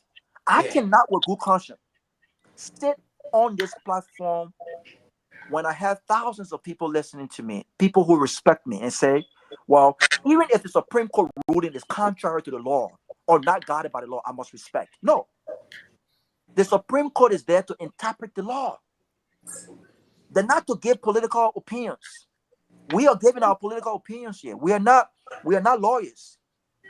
But they are there to interpret the law. Even those lawmakers have interpreted the law their own way. They are there to set the record straight with absolutely no influence whatsoever. And so that's what I expect tomorrow, that they will be guided by the law and they will respect the processes and the rules as stated. They must ensure that the speaker gets due process. And based on what we've seen so far, in the ruling that supports what has happened in the so-called majority bloc will be a chaotic ruling, because as we speak right now, that particular bloc has broken. That bloc has broken. They're no longer together. Which is the reason why you have no quorum today. They can't have no session because folks are not showing up. So I hope in the interest of our country, I hope in the interest of leadership, I hope in the interest of the people, the Supreme Court will rule on the law. And that's what I expect tomorrow. That's what I expect tomorrow. Ben, Jonah, go ahead. Yeah, Jonah. You know, I think they will do the right thing, and I want to believe the right thing is to go by the law. However, you know, can you imagine the four other judges who are not the Chief Justice coming up and then say, you know what, we will gang up at Giza and make one of us to be the Chief Justice today. Is it possible? No, it's not supposed to happen. But if the justice allowed that to happen to the speaker, then that means that these other four persons are also gang up against you and say, you know, we do not have confidence in you today, so you are not the Chief Justice. That's kind of like we will be doing things like we are the lowest level of animals in our country. And I don't think those people will do it. One thing that I would say about what Jacob Kehleboe has been doing, and in psychology, it's not everything that you say or you do have to be true when it comes to strategy. Things you have to put something out there, even if it's not close to the truth, but if there are some elements of truth in it, and you want people to be aware that, look, we're watching, people are hearing you, and they don't go about use that same strategy during the election before the results of the election. They got called by the king out and did that same strategy. So if he's hearing something again that, you know, people were trying to get money, whether it was true or not, I think that strategy is working, and I hope the Supreme Court will do the right thing, which will be to rule on the side of the law. Thank you. No, because I want 30 seconds to people about it. Because I believe that they will do the right thing in the midst of corruption, massive corruption. I think it's a talk to the intelligence and the honorable bench, the Supreme Court, to even suggest that they could possibly be influenced by $1 million to somehow go contrary to the law.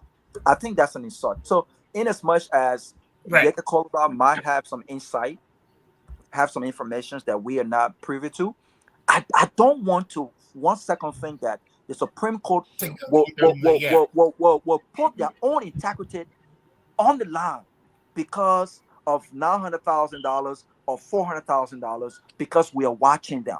We are watching them. I trust that nothing contrary to the law will be. Just one second. We lack our doors because hold on now. Not because we do not have police or securities around, But even though there are securities around, we still lack out those so that people cannot be. So yes, we trust the Supreme Court, but at the same time, we're going to keep our eyes open.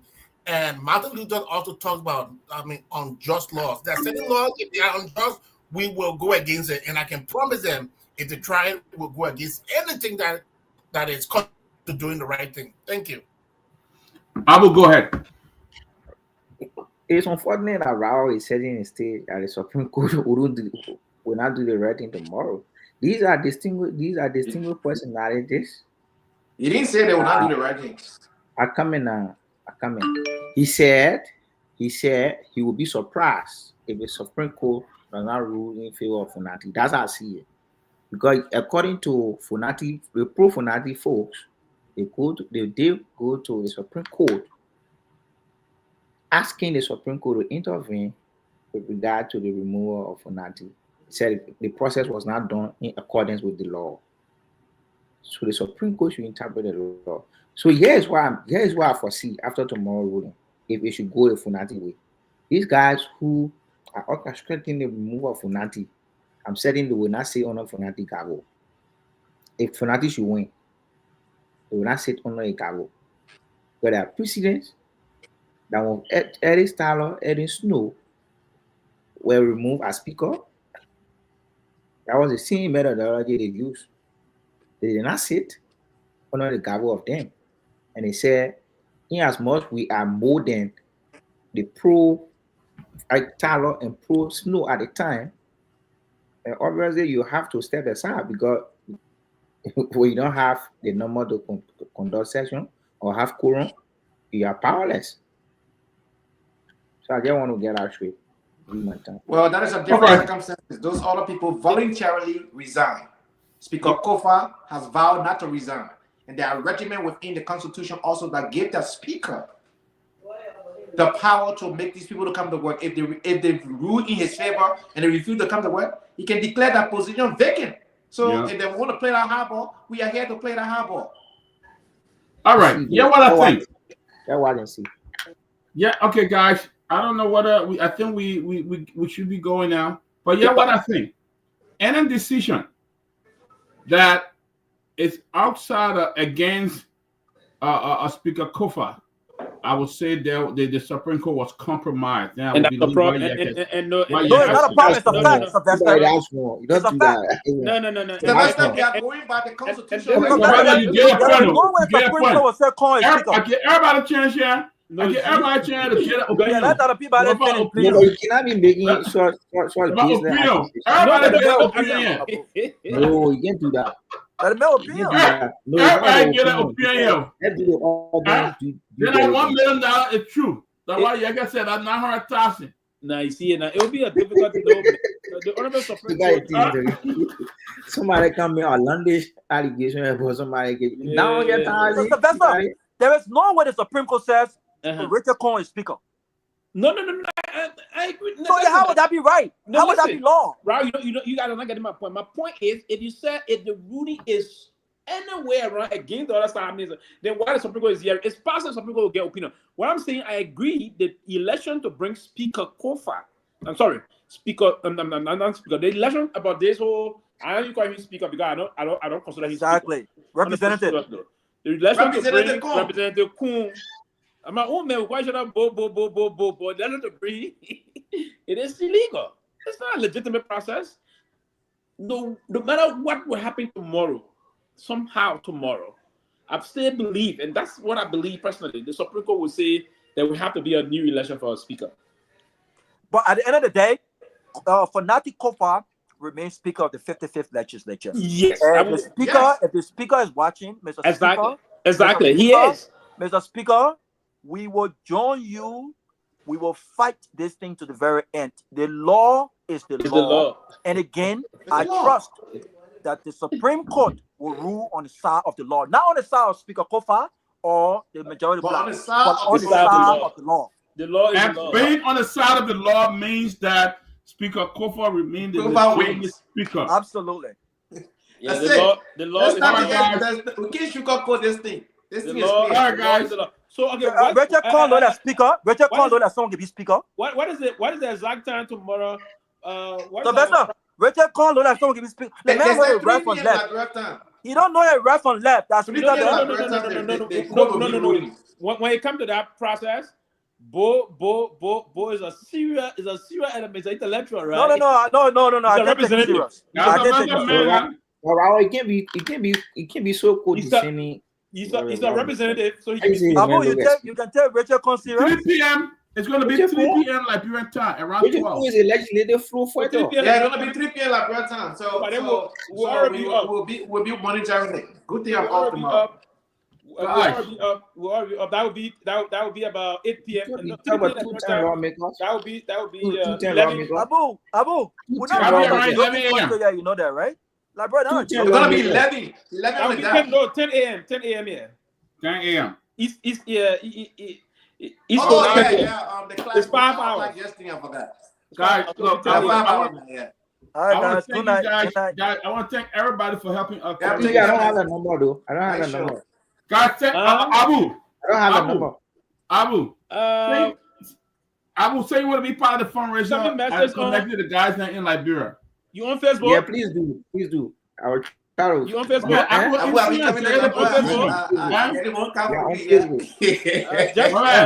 Send me message on Facebook. Find my name on Facebook. Send me message. Guys, you see?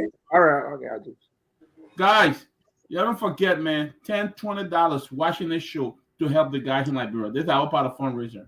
Please do that. We really want to help these guys. But guys, thank you so much for coming, all of you guys. It's a pleasure having you guys on tonight. Y'all keep it going because I can do 5 days a week, and you guys have been very passionate in helping us carry the way. Appreciate all of you guys, and wish you guys a very good night. Very good night. And then Abu will talk. So let's keep in touch. Abu, if you got somebody else who want to join you, Abu, to help. You can bring them on. We'll be glad to bring them. Because I give it an open book. Abu is adequate doing the representation. Yeah, he's doing well. He is. He's doing well representing. You got a lot of for corporate social affairs. The social corporate affairs. Abu. Yeah. Okay. Guys, I know we have a good night. That's not my position, Peabody. Huh? That's not my position. I don't have position in government. I will send message on message. All right, guys. All right. Too many today. You got on the phone. What if you get it? Too many can reappear and disappear. You got on the phone. Yeah, too many that the whole show just go on phone. That show let the guys come back and take over the show. We done for the night though. We done. Wait a minute, go on with that. One guy that run now. They just left. They just left. They just left the radio. The radio off right now. They just left. All right, guys. They gotta do what they do very well. We gotta do something for them. Definitely, we'll do something for them. Yeah, we have to do that. But I thought we. Somebody doing that. I said you got 2 different announcements. I thought, I come here, too many quickly, man. I hope we need to start on anything. I think some report on, I know that negative propaganda, right? Talking about Tomal. That's a lie, man. Yeah, it's a lie, man. Peter Bima did post regarding that. Oh, Jallah did post? No, Peter Bima. Peter Bima. What he said? He said the information is untrue. Okay, and it shouldn't be lying like that. I don't support that. I know that's a propaganda. I know that. Yeah, I don't support that kind of lie, man. I don't. It's wrong.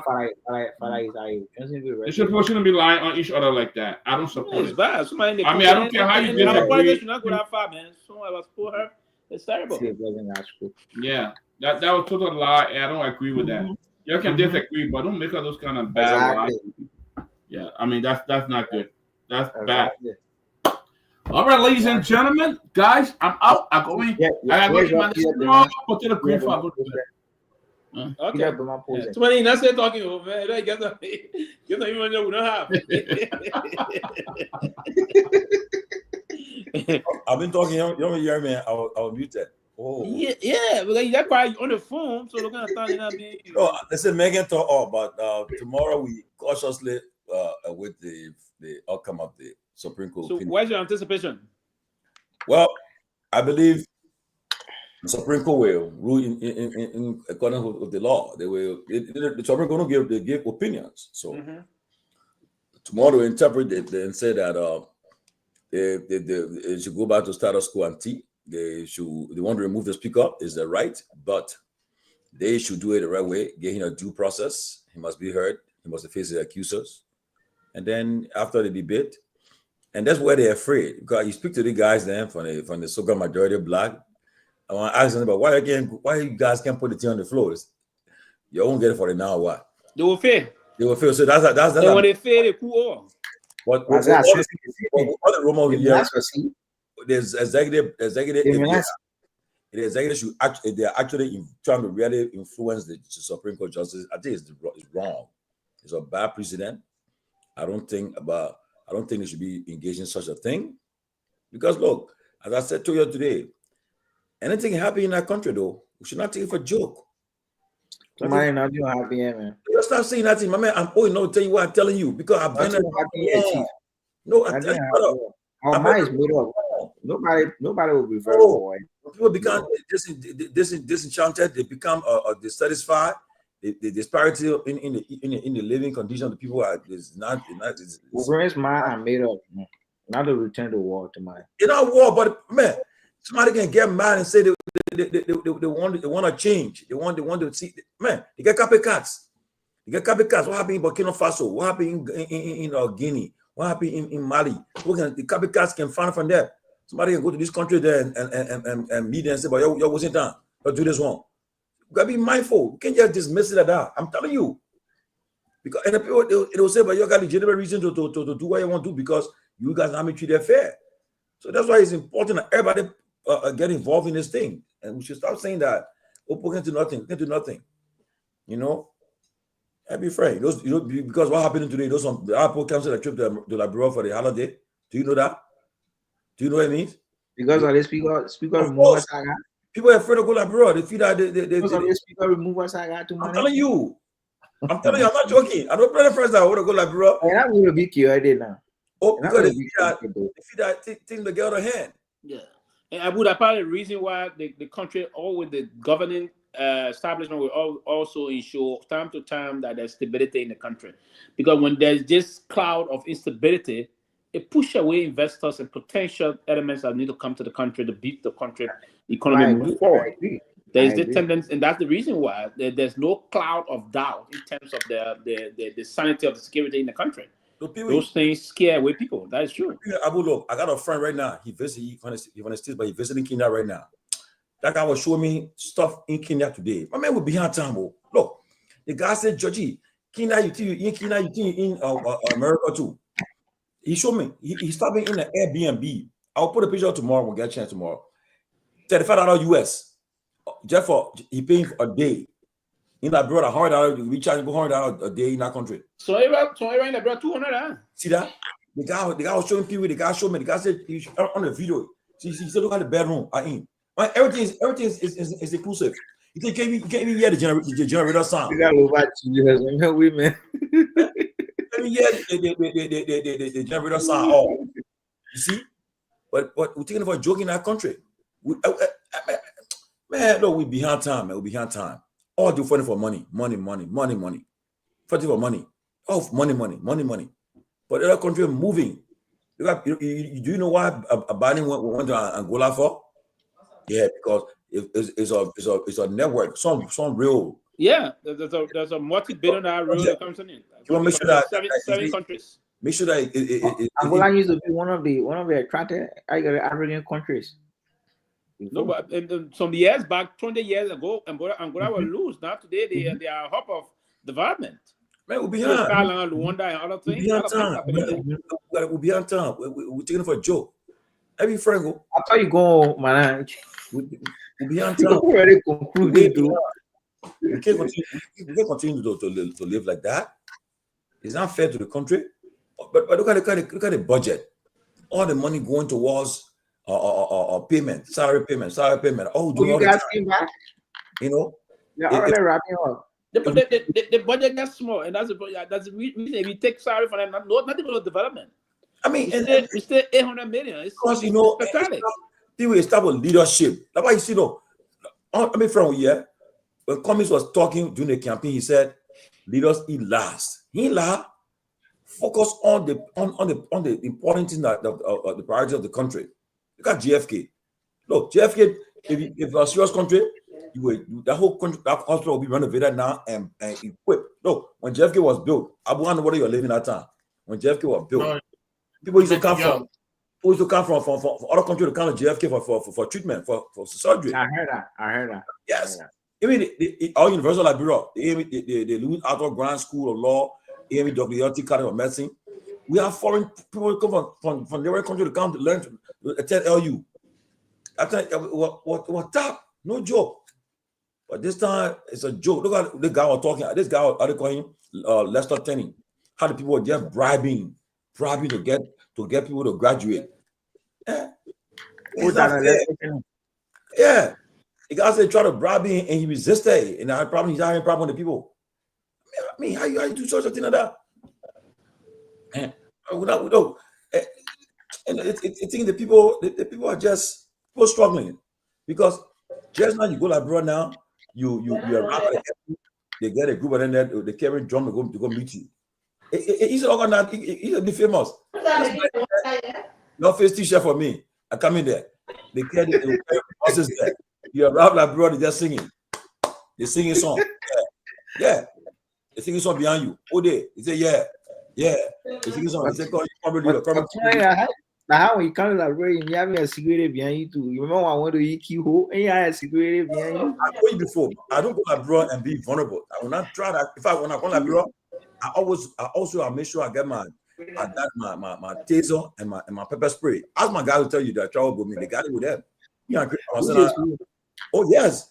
I went. So now I walk in some area there. I said, tell the person, me. I hold in my hand. So you test me, I'll open up. I wouldn't joke. I said, somebody can put me at gunpoint. I can't jack him and grab me. Oh man, you don't take chances. But I got a concern though. I got a concern. What are you concerned? Representative Kehleboe, yeah, at time add numbers, accuse decent statement, both in government and private sector. The mayor is not yet to defend in a removal of the speaker. So you have to bring on this platform. He owe it to the public. He coming. Yeah, coming. You have to bring to the platform. Let him sustain she claim. Let him sustain she claim with 5. He coming. You know, Yeke is fearless. He coming. But you know one thing we do in our country. You know it is impossible. It's impossible to say the evidence here. If you myself go to Black G, no evidence there. Nobody. But you have to shoot video footage because you say you saw somebody if you go. That's what. You know, it's not possible. It's not possible. What are they sitting here and there? You think that it's possible for people to have evidence? Let me say something. Look, to hide money in that country for a group of people, for over 30 persons that were in a Kabul, and one guy exposing. The rest of the group were able to hide this thing. Now, up to this point, the only person that came out is that one guy. Which money is talking about? But Ben, let me tell you something. Ben, people don't know the guy who exposed it, the guy who exposed Luther. I know the guy very well. First of all, that guy, he works with the UN system. If he worked for a long time in the UN system, okay, he is financially the guy is. To be from you, he's not in that house there because of money. No. Okay, number one. Number two, for people to say the man was trying to make out for what? Luther, that's not Luther. That's not how you operate. No, he doesn't. In fact, you know what they did?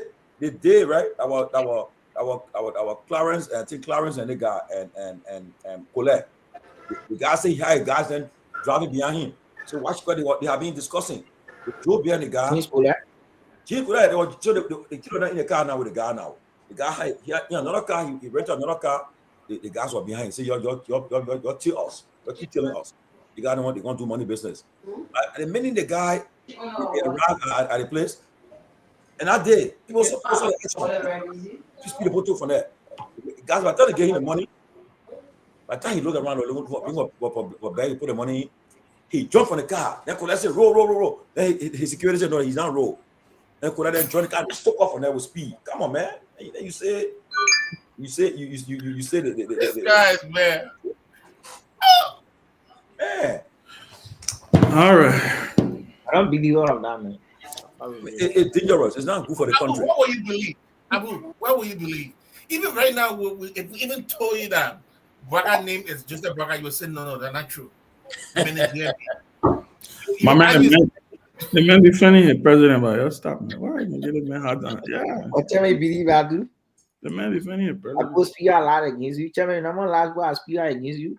No, that one not true now. But now you know the bad people. Yes, now, but you just said the character. That's not my man, but where he working at? The best of Liberian citizen. Yeah, where I don't work with yeah, but what about the man? I mean, the thing that I think you're missing. The man supported his government won, and he get a right to work. He want to work. Election got consequences. The man took aside. You Ben, coming that one, you will be chilling too. Ben supported comics. Oh man, what? Yes, supported Canada is not market too. Ben not Bitcoin man. I big. Oh, he's not market too. What? Tango, I'm not the one that said it today.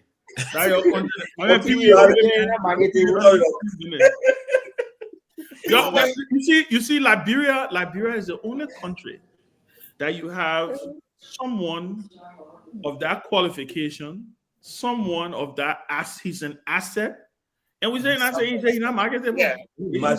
Liberia is this. I mean, I don't know. Abu, to be frank, Abu, right now, they come with president right now. You know what would have happened? First of all, that'd be frank. It would have been different, definitely. Look, the man is on loud. So you think you're going to let Chiche and bring? No, he was not just going to Chiche. He was going to. There would have been instant confidence in certain plans right away. There would have been instant confidence. One upcoming strength. But I was just end on that note because I got to run. One upcoming strength is, and I think that's his most strength, and that's what Liberia really is lacking, right? Is private capital. Yes. Cummings was going to be able to mobilize private capital to come into that country. The reason is very simple, because private capital don't like noise. They like confidence. They like to see confidence. They want to see that the person at the helm speaks the language. Understand? You see why Rwanda is thriving? You see why these countries are thriving? Is because Kagame speaks their language. William Ruto speaks the language. Nana Akufo-Addo speaks the language. These guys, in fact, when they travel to this country, they spend less time in Washington, D.C. They go to Silicon Valley. They go to New York.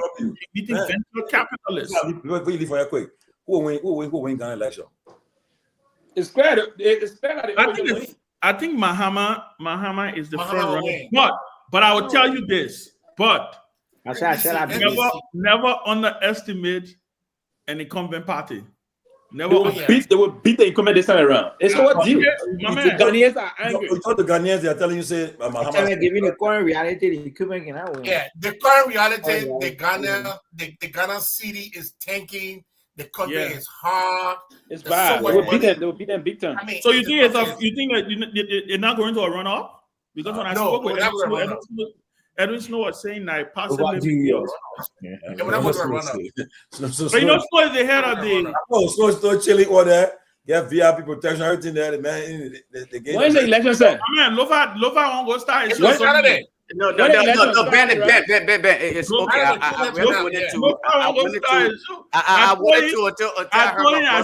I said, Tommy talking about a country that will not change. So you better come. But here's my thing, though, Ben. We'll change, Ben.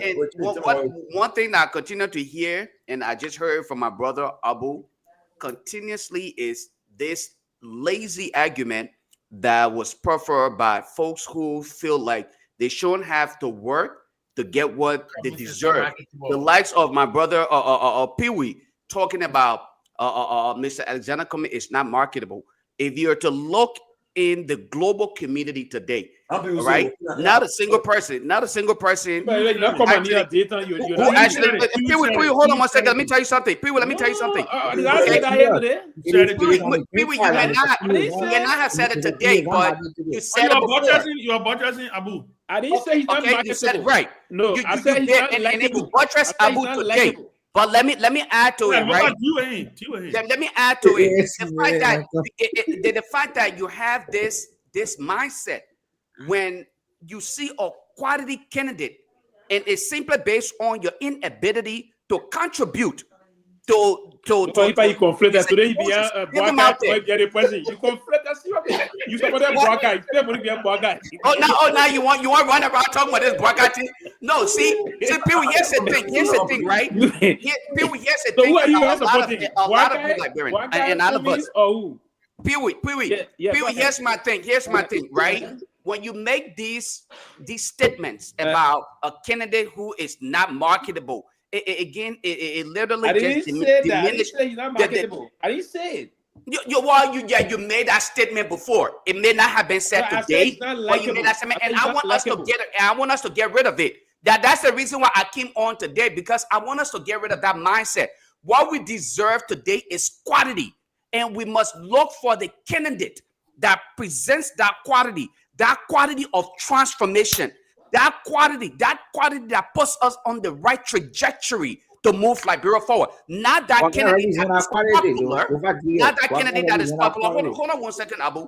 Not that candidate that is popular, but brings nothing to the table, nothing substantial that can move the country forward. And that's why we are all here jittery when the name Cummings is mentioned, because you understand his relationship with the international community. You understand his ability to actually transform Liberia based on his leadership ability. He has proven that I can challenge all of you on this platform and any other platform. You are yet to say Mr. Cummings is not competent enough to transform Liberia. Only disagreement with Mr. Cummings. You know your only disagreement, Mr. Cummings. You consistently say he's not marketable, or he is not the candidate, the people. No. What you're running away from is the ideal systemic corrupt practices where people are employed. Can I ask you a question? Can I ask you a question? Yeah, go ahead, bossman. I think Liberia missed out. Thank you, Ben. We missed out big time. And go ahead. Ask me a question. Okay. Agree that Cummings brings a new breed of generational leadership to the country. Agree. That's what he said, right? You asking me as to whether I agree with that? Yes. I just told you that of all of the candidates, yes or no? I want to hear the of all of the candidates that you present, of course, Mr. Cummings is the most competent of all, and the candidate that could transform Liberia. If so, why did Mr. Cummings surround himself with all false politicians? Okay, because like Kehleboe Gongloe said, and something that I beat on him for, and like Mr. Alexander Cummings did when he brought around the Louis Brown and other people, I said that decision in itself actually it showed that we were still being steadier, all right? But this is what. No, hold on one second. Pewee, man, let people talk. Look, be honest with you. This idea here that we can transform Liberia. Lofa, let me. I don't know my Mr. Cummings message. I want to interrupt you.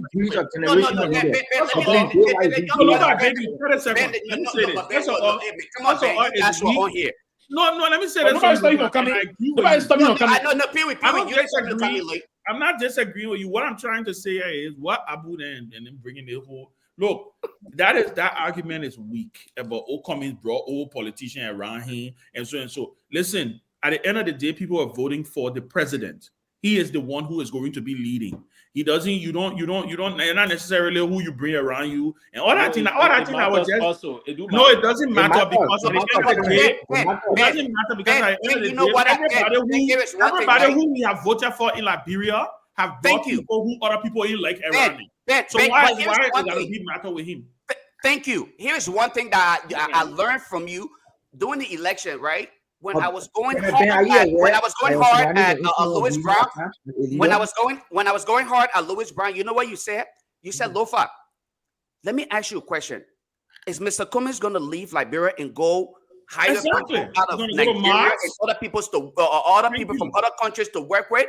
You said you cannot bring people from outside, but your leadership ability will influence their rational decision. Even in my capacity, okay? What I do based on my look at an example right now. Thank you. President Boycott, right? President Boycott. You think if Cummings were president, right? Or right, and announce that first of all, I can state emphatically that before Cummings would take the oath of office, he would have declared his assets.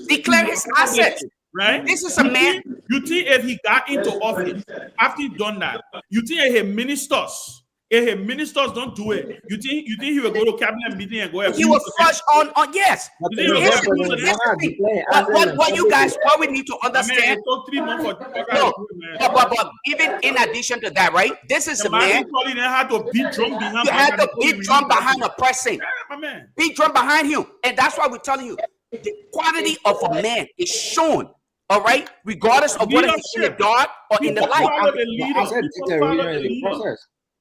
I said declaration is a process, but it should not have to take you 2 years to declare and publish my argument, Lofa, and that's why I said to you then, people follow the leader. The leader leads. Thank you. It doesn't matter who. But look at, and there were people who were concerned that Prince Johnson was going to have influence on Joe Boycott. You see what Joe Boycott did to Prince Johnson? Thank you. And a part of the frustration made today, they're saying, "Oh, that work here." We should run it. Yeah, like this narrative that this man is not marketable is false. It is created to get our young brothers like Abu and other people in this mindset that we cannot transform Liberia. It's almost like me saying, Abu. You know, this is the last thing I would say on this. A close friend of mine, he supports the Unity Party, a close small brother of mine. He, Jallah Abu, smart, young, energetic. And he said to me, oh, the other day he posted something about Cummings, and I think he was laughing, putting 1% or something. And I called him, I said to him, I said, you see, this is how y'all can burn your bridges. I said, because do you understand who Alexander Cummings is? Alexander Cummings has the potential and the capacity to change your life just with one phone call. But you sit on Facebook, you denigrate Alexander Cummings for somebody who you probably will never meet in your life, who got a government going on. He didn't even get time for you. He doing what he needs to do. He forming a government. Suppose tomorrow, what happens tomorrow? If you go and you need a scholarship or you need something, or there's something, and Cummings is that person that's supposed to do that recommendation, will you take back your words? A lot, and that's why I said, I don't support people. No, that's why I said, you see somebody like that. Our brother called Abu. Abu was one of the young people who he campaigned for his Unity Party. But I never one day saw him denigrating people. I never one day saw him cussing people. Even insulting people, saying, oh, you're not patriotic. He respected the fact that people had a decision to make and they made a decision, right? Even though you disagree with it. But these young people, look, you know who Alexander Cummings is on the board of Clark Atlanta University. And he decided tomorrow, say, I want Abu to come to Clark Atlanta University. Your life changed. Because you know what? The environment that you're going to go into, the people you're going to meet. And many young Liberians don't get that. They don't understand. Ben, let me just share. Ben, let me share this short story, right? Let me share this short story. Let me share this short story. Most of the guys that are PVP today, most of them were benefiting from Cummings. Most of them won't call them. Most of them. Tomalin, let me share this short story. Let me share this short story, right? Here's a short story. What really actually drew my attention even more? What drew my attention even more? One time, my experience. I traveled to Minnesota one time. One time for one of my consultancy event, right? And I was in the at the airport. We were sitting there. And there was a lady right next to me. We were talking, but I had my phone. Unfortunately, my Bluetooth headphone died. So I put the phone on speaker because I was listening to the all of these things. And guess what? And guess what happened? Guess what happened? You know what happened here? I better sleep. This what happened. The lady next to me. We were having this conversation. The lady next to me, they mentioned. Studying at night. The lady next to me. The lady next to me, when she heard the name Cummings, then she asked me. The lady, she asked me the question. Yeah, no, she asked me. She said, "Where are you from?" Then I mentioned, I said Liberia, and then we started talking. She said Cummings, and she started talking. Little did I know that this woman worked for Pillsbury, and then she started to say, "Oh yeah," and then she started to talk about Mr. Cummings. This woman was actually, she should have been sitting in first class. Lofa Julius, who can afford first class, she actually asked the person who was next to me to come and say, so we can continue our conversation, okay? Because we were coming to North Carolina. That woman, the thing she said about this man, I was like, hold on. People who are not even in Liberia appreciate this man the way they do, and that's why they often say the Savior is not even appreciating him. That's why the likes of Pewee and other people think he's not marketable. This kind of God-worded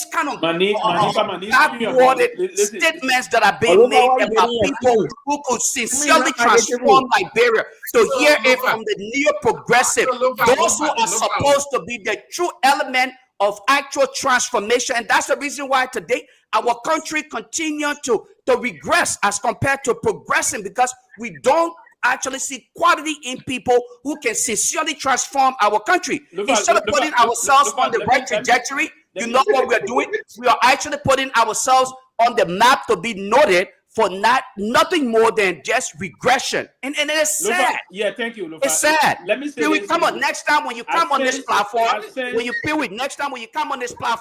instead of you having to talk about who's not marketable, let us focus on who presents the quality. Okay, Pewee did not say that. I said it. No, he said it before. I'll get to you, little brother. Hold on. Wait for your time. I'll get to you. Yeah, he tried But when Abu said it, Pewee said, at least that I'm in talking it today. Thank you. What Pewee said? No. I said. Why you running away? Exactly. Yes, that's exactly what he said. Abu said he said, hey, thank God, I'm in talking it today. He did right, and I thought that's the same thing he did the other day, running away from his position. Somebody is there. Listen to me. Listen, woman. The reason why I said. Now that means say it today. It's simple. Yes. Wait. You know that Jallah, you know. I don't see him. They bought about that one porcupine God. You can't throw him away. You look at it. He said we walk on these cases. And Tina will return to across Africa and tell Aja we are in videos. And let me say that. Let me say that. Look, I rather want me to watch out there. I started going to let me just clarify here tonight and say this. I'm one person that believe, and ever since, and I like the exuberance in your voice.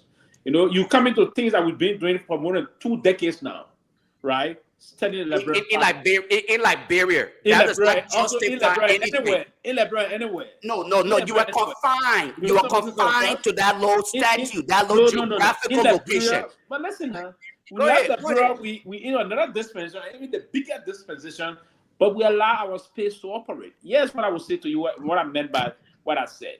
Okay. And I hope now this time around you will not conflict or vacillate between different politicians in terms of the support base, and just be and not strong at all. And just be focused on who we want to support. In recent years, I always see you lambasting those you supported.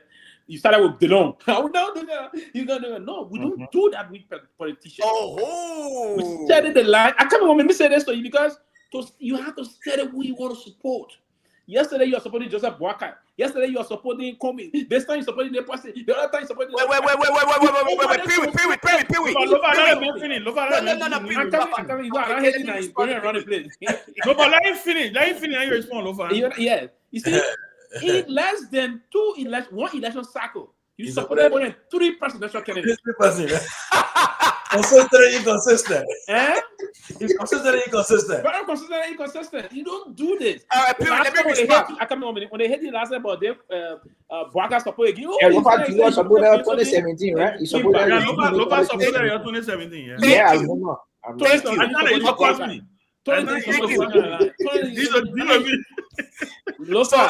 So Pewee, but Pewee, remember when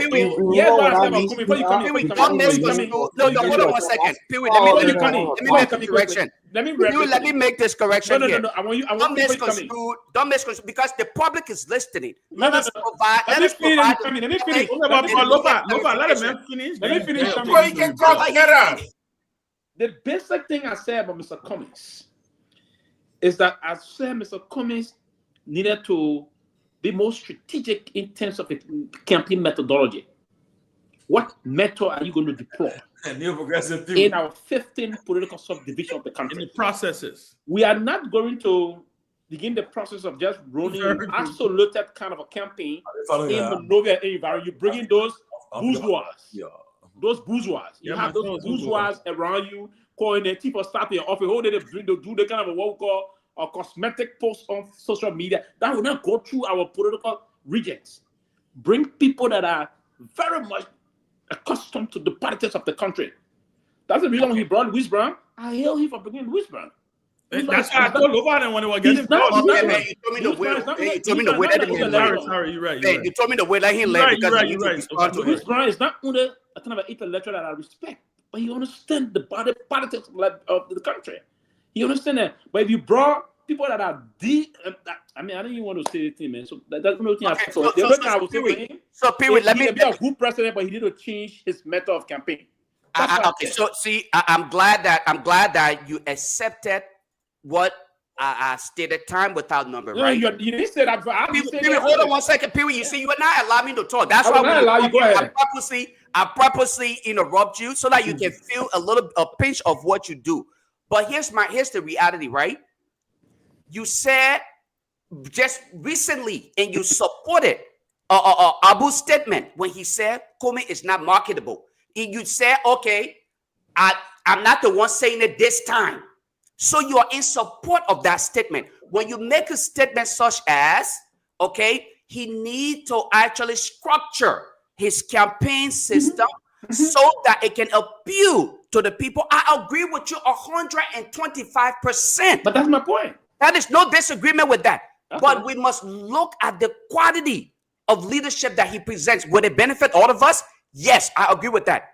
In closing, the whole claim of me having to support one candidate and then having to walk away. Ben Sanvee, like my young brother Abu said here, 2017, I supported President Boakai in the second round when he met President George Weah because I knew there and then, like I said, these are two individuals here. Again, President Boakai is like they're 5 and 6. So I think he probably possessed a little bit more than what President Weah can bring to the limelight at this point in time. And of course, in 2017, hold on 1 second. In 2017, I supported President Boakai because I thought he would have exhibited the true understanding of leadership because he had been in government.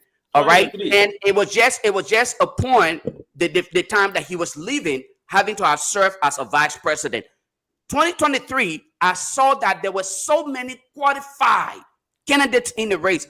It would have been way beyond, okay, what anybody would think to consider a President Boakai or President Weah at the time to serve in that capacity. You had an Alexander Cummings, you had a Kehleboe Gongloe, you had a Clarence Moniba. All of these individuals could have had us in a much more presentable state to put us in that transformative mood so that we are on the right trajectory. Instead, people selected President Boakai. And that's what I'm saying here. So when you run around... Who you support that 2023?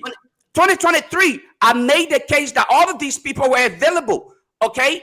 And of course, when you talk about support, hold on now. I support all three of them. Exactly. We support it. I support all three of them financially, morally, and in every way. What do you mean? Ben, what do you mean? How do you support? No, but how did you support 3 candidites? My attendance. Okay, let me ask you a question. Ben, hold on one second. Ben. Lofa. Ben, hold on one second. I'm asking you a question. You will answer it. Ben, Baba, hold on. If you had a vote, if you could go, if you were in Liberia to vote, I would have voted Mr. Cummings. So then you support Cummings. I was not in Liberia, so what did I do? I invested my financial support in these candidates the best way that I could. That is what you asked for. You did not ask who did I vote for. See, let us not contradict ourselves here or misconstrue the information. When you say who did you support? Financially, I supported Mr. Cummings. Financially, I supported the Gongloe's camp. But I may not have had opportunity to financially contribute to Congress money back. Why do you do that? You conflicted. How you mean conflicted? How you kidding me? How you support three presidential candidates at the same time? Are you kidding me? Ben, how do you support? That's why I asked you if you had a vote. Who would you have voted for? Who would you have voted for? I made it clear. I said I would have voted for Mr. I would have voted. So Cummings was your first choice, right? Mr. Cummings, my first choice. Supported Cummings. No, but I supported. It's an election. What about the financial contribution? What about the financial contribution that was made? Lofa, it's an election. You can't support 3 candidates. So what do you mean you can't support multiple candidates? No, you can't. You gotta make a choice. So the contribution that I made to the campaign for what's it mean? Tier 1, it shouldn't be considered. No, I'm not discounting. That's not a support. That's support. Okay, guys. Ben, that is a form of support. Let us not distort. Let us not distort the information. What you guys, Ben, what you guys believe in? When one speak of support, it should be your decision to either vote that candidate. When you speak of support, whether you make a financial support, that is a form of support. Whether it's a financial contribution, moral support, you are supporting those candidates. Lofa, let me say this. Lofa, let me say this to you. You will only be right if you were speaking as a businessman. Then I would probably say, maybe yes, you can support. I even support. I want to be behind the scene. You got money. But you can't take a side and be counterintuitive to your own side of your family thinking. You can say, you don't understand that. Ben, do you agree with me now that the man that you support, believe that it's not likable? You can't do that. Lofa, let me say this. Then what is your understanding of support? What is your understanding? No, you see, Lofa, you're trying to get technical, right? No, I'm not being technical. What is support? Wait, this is apples and oranges, right? Me, right? You are so wrong. My first choice in the elections in 2023 was Alexander Cummings. Was that the person that I wanted to win the election? Yes. Okay. But I was always clear. I made it very clear that under no circumstance, none whatsoever, if we go to a runoff and Cummings was not in that runoff, I was going to support George Weah. I was very clear. So that means you supported 2 candidates. You supported 2 candidates. No, I didn't. No, because I won different elections. Yes. The first election had 12 so Ben, hold on one second. Pewee. So why are you then saying that I supported Black Lives and I supported Gongloe and Cummings were on the ballot together. Yeah. You can't support 2 of them together. Well, but that's what I'm saying. You got to have said, however support was made. We are not speaking of who you voted for. We are speaking of support. You're talking about support here. Let us define for ourselves. You know what he's saying, yeah? You're making it sound like most Democrats, right? Yeah, they say, they supported Jill Stein because they didn't let Kamala Harris. But guess what? By supporting Jill Stein, you can't definitely support Donald Trump. That is the logic. Again, You can bet. That's why this is part of the problem. And Pewee mentioned something here. That's more volume to why Cummings probably didn't even win the election. No, Pewee, Cummings did not win the election. What you were doing. Ben, what Pewee is what Pewee is alluding to here is simple. What Ben is you were the people on the ground. You were telling them. Okay. So here's the understanding of what again. I hope that I can help Ben. Hopefully I can help. Yeah, you know what we'll do. I wanted to get on my show, and then Ben said, "You guys can have me on." But Ben, on a very serious note, though, going forward. Come on, little brother. We'll talk about that. We'll talk about that. Next time you go support. You support the real thing. Mr. Comey, apologize, Mr. Comey. You guys honor my Comey. And I want to read Pewee. Here's my thing, right? Yeah. When we define support, it is not based on your political affiliation. You shouldn't have. Okay, Pewee. Let me ask you, as a political conduit, self-proclaimed, how is it that you can define support? If I made financial support, if I attended a UP event, I beg you. Let me add one question. If I attended a UP event, do you consider yourself a Gongloe supporter, a Cummings supporter, and a Moneybar supporter? I mean, I've made financial support to all the. Do you consider yourself? When we ask, here's the right way. If you really want to get me right, the best way to actually present that question would be, which of these candidates would you prefer? Then I would tell you to serve in that capacity as a president. I would tell you then I prefer an Alexander Cummings because I have reasons. I made it clear before. Times without number. Lofa, there's nothing wrong. There's nothing wrong with having several choices where you think. But that's don't tell me this. Tell this to the Ben and Lofa, but the way you're making it sound, right? Again, like I said, it's different when you support one candidate in the first round and then you support another candidate in the second round. If your original candidate, like for me, I've been by lucky. All my first choice then don't make it to second round. 2017, Bronski make it to second round, right? I support that we are. 2023, Cummings make it a second round. So I support that we are. I've been consistent in my second round vote though. I want to be saying me. I can be looking and say, but whether I never supported United Party before. I have never. The only time I supported United Party, in fact, when I even in Liberia, I supported Ellen in her re-election bid. Right? That was the only time. You see, somebody say here, I brought JMB to power. You see, that's why.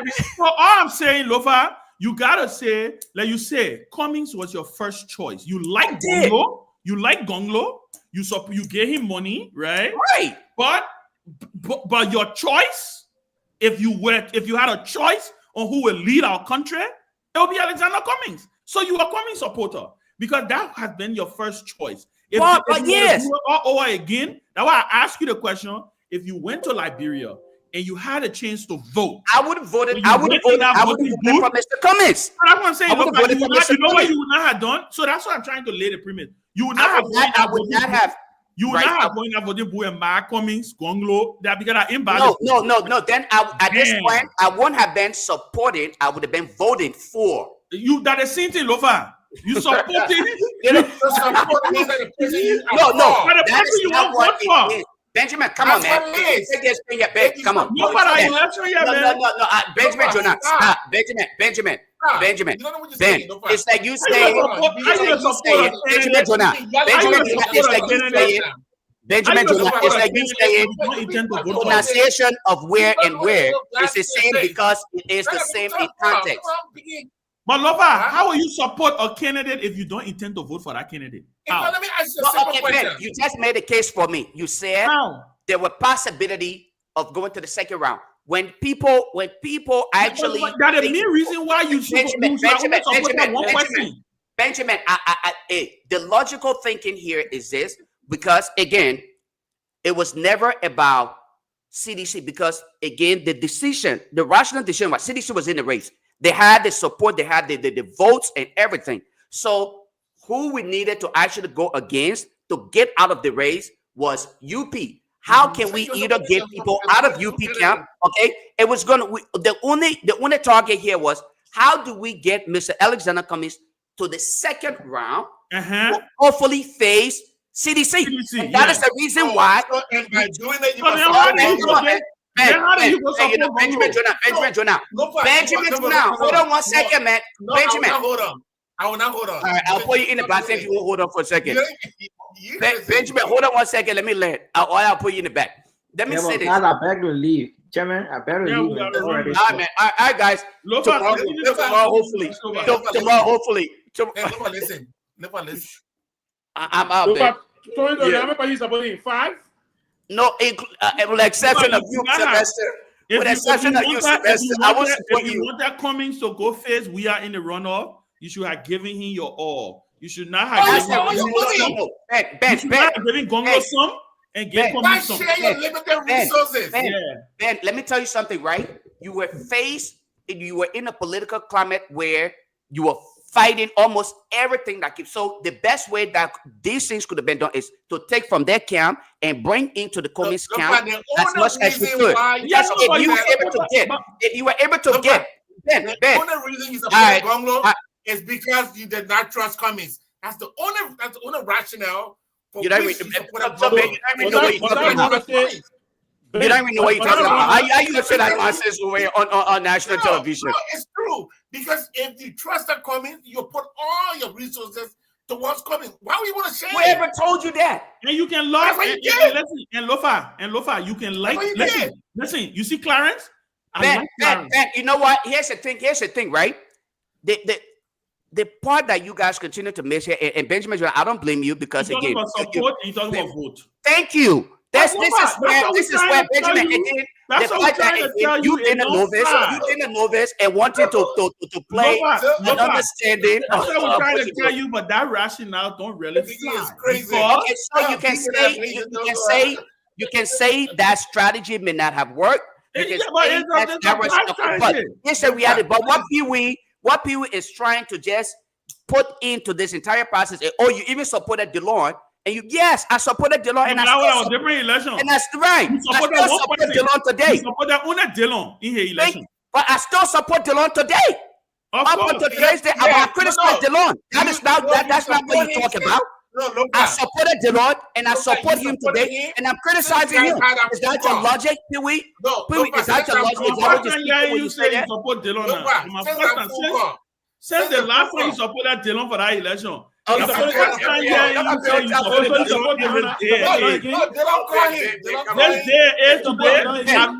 heard you. What do you mean? I never heard you in 2023, 2024 say you support DeLon. Something they have seen. Don't do that. Every day I have criticized. I never heard you say you. How you gonna say I never? Ben, I have recording. I will clip the recording. Find the recording where I said it time with that number. Even at one point said you regretted supporting the man. Yes. How you regret supporting him, but you just supporting him? What do you mean? How do you regret supporting him? Because his action.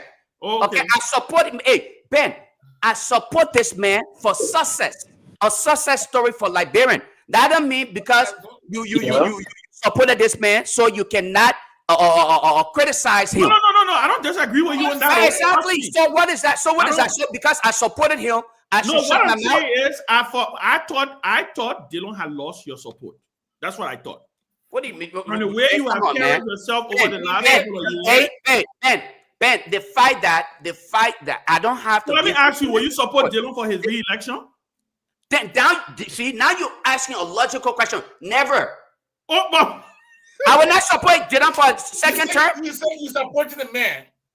I'm supporting him for success means a continuation of my support. No, Benjamin. Ben, I don't want to continue. Ben, I'm not. This is not a dialogue between you and I. Ben, this is not a high blood pressure show. With that between me and you. Let's speak logically. Ben. Right. Ben. So that Ben can have a pressure show. Listen. Yeah. Oh, Benny, yeah, so what happened? So Ben. Ben, let me make you understand something. Ben, let me make you understand something, right? When you support a candidate, exactly what happened. Choman Jallah is right. Yes, that's what happened. Exactly what happened. That's what happened. That's exactly what happened. You know what? Ben, God punish you. Ben, God punish both of you, man. God, let's get out of here, bro.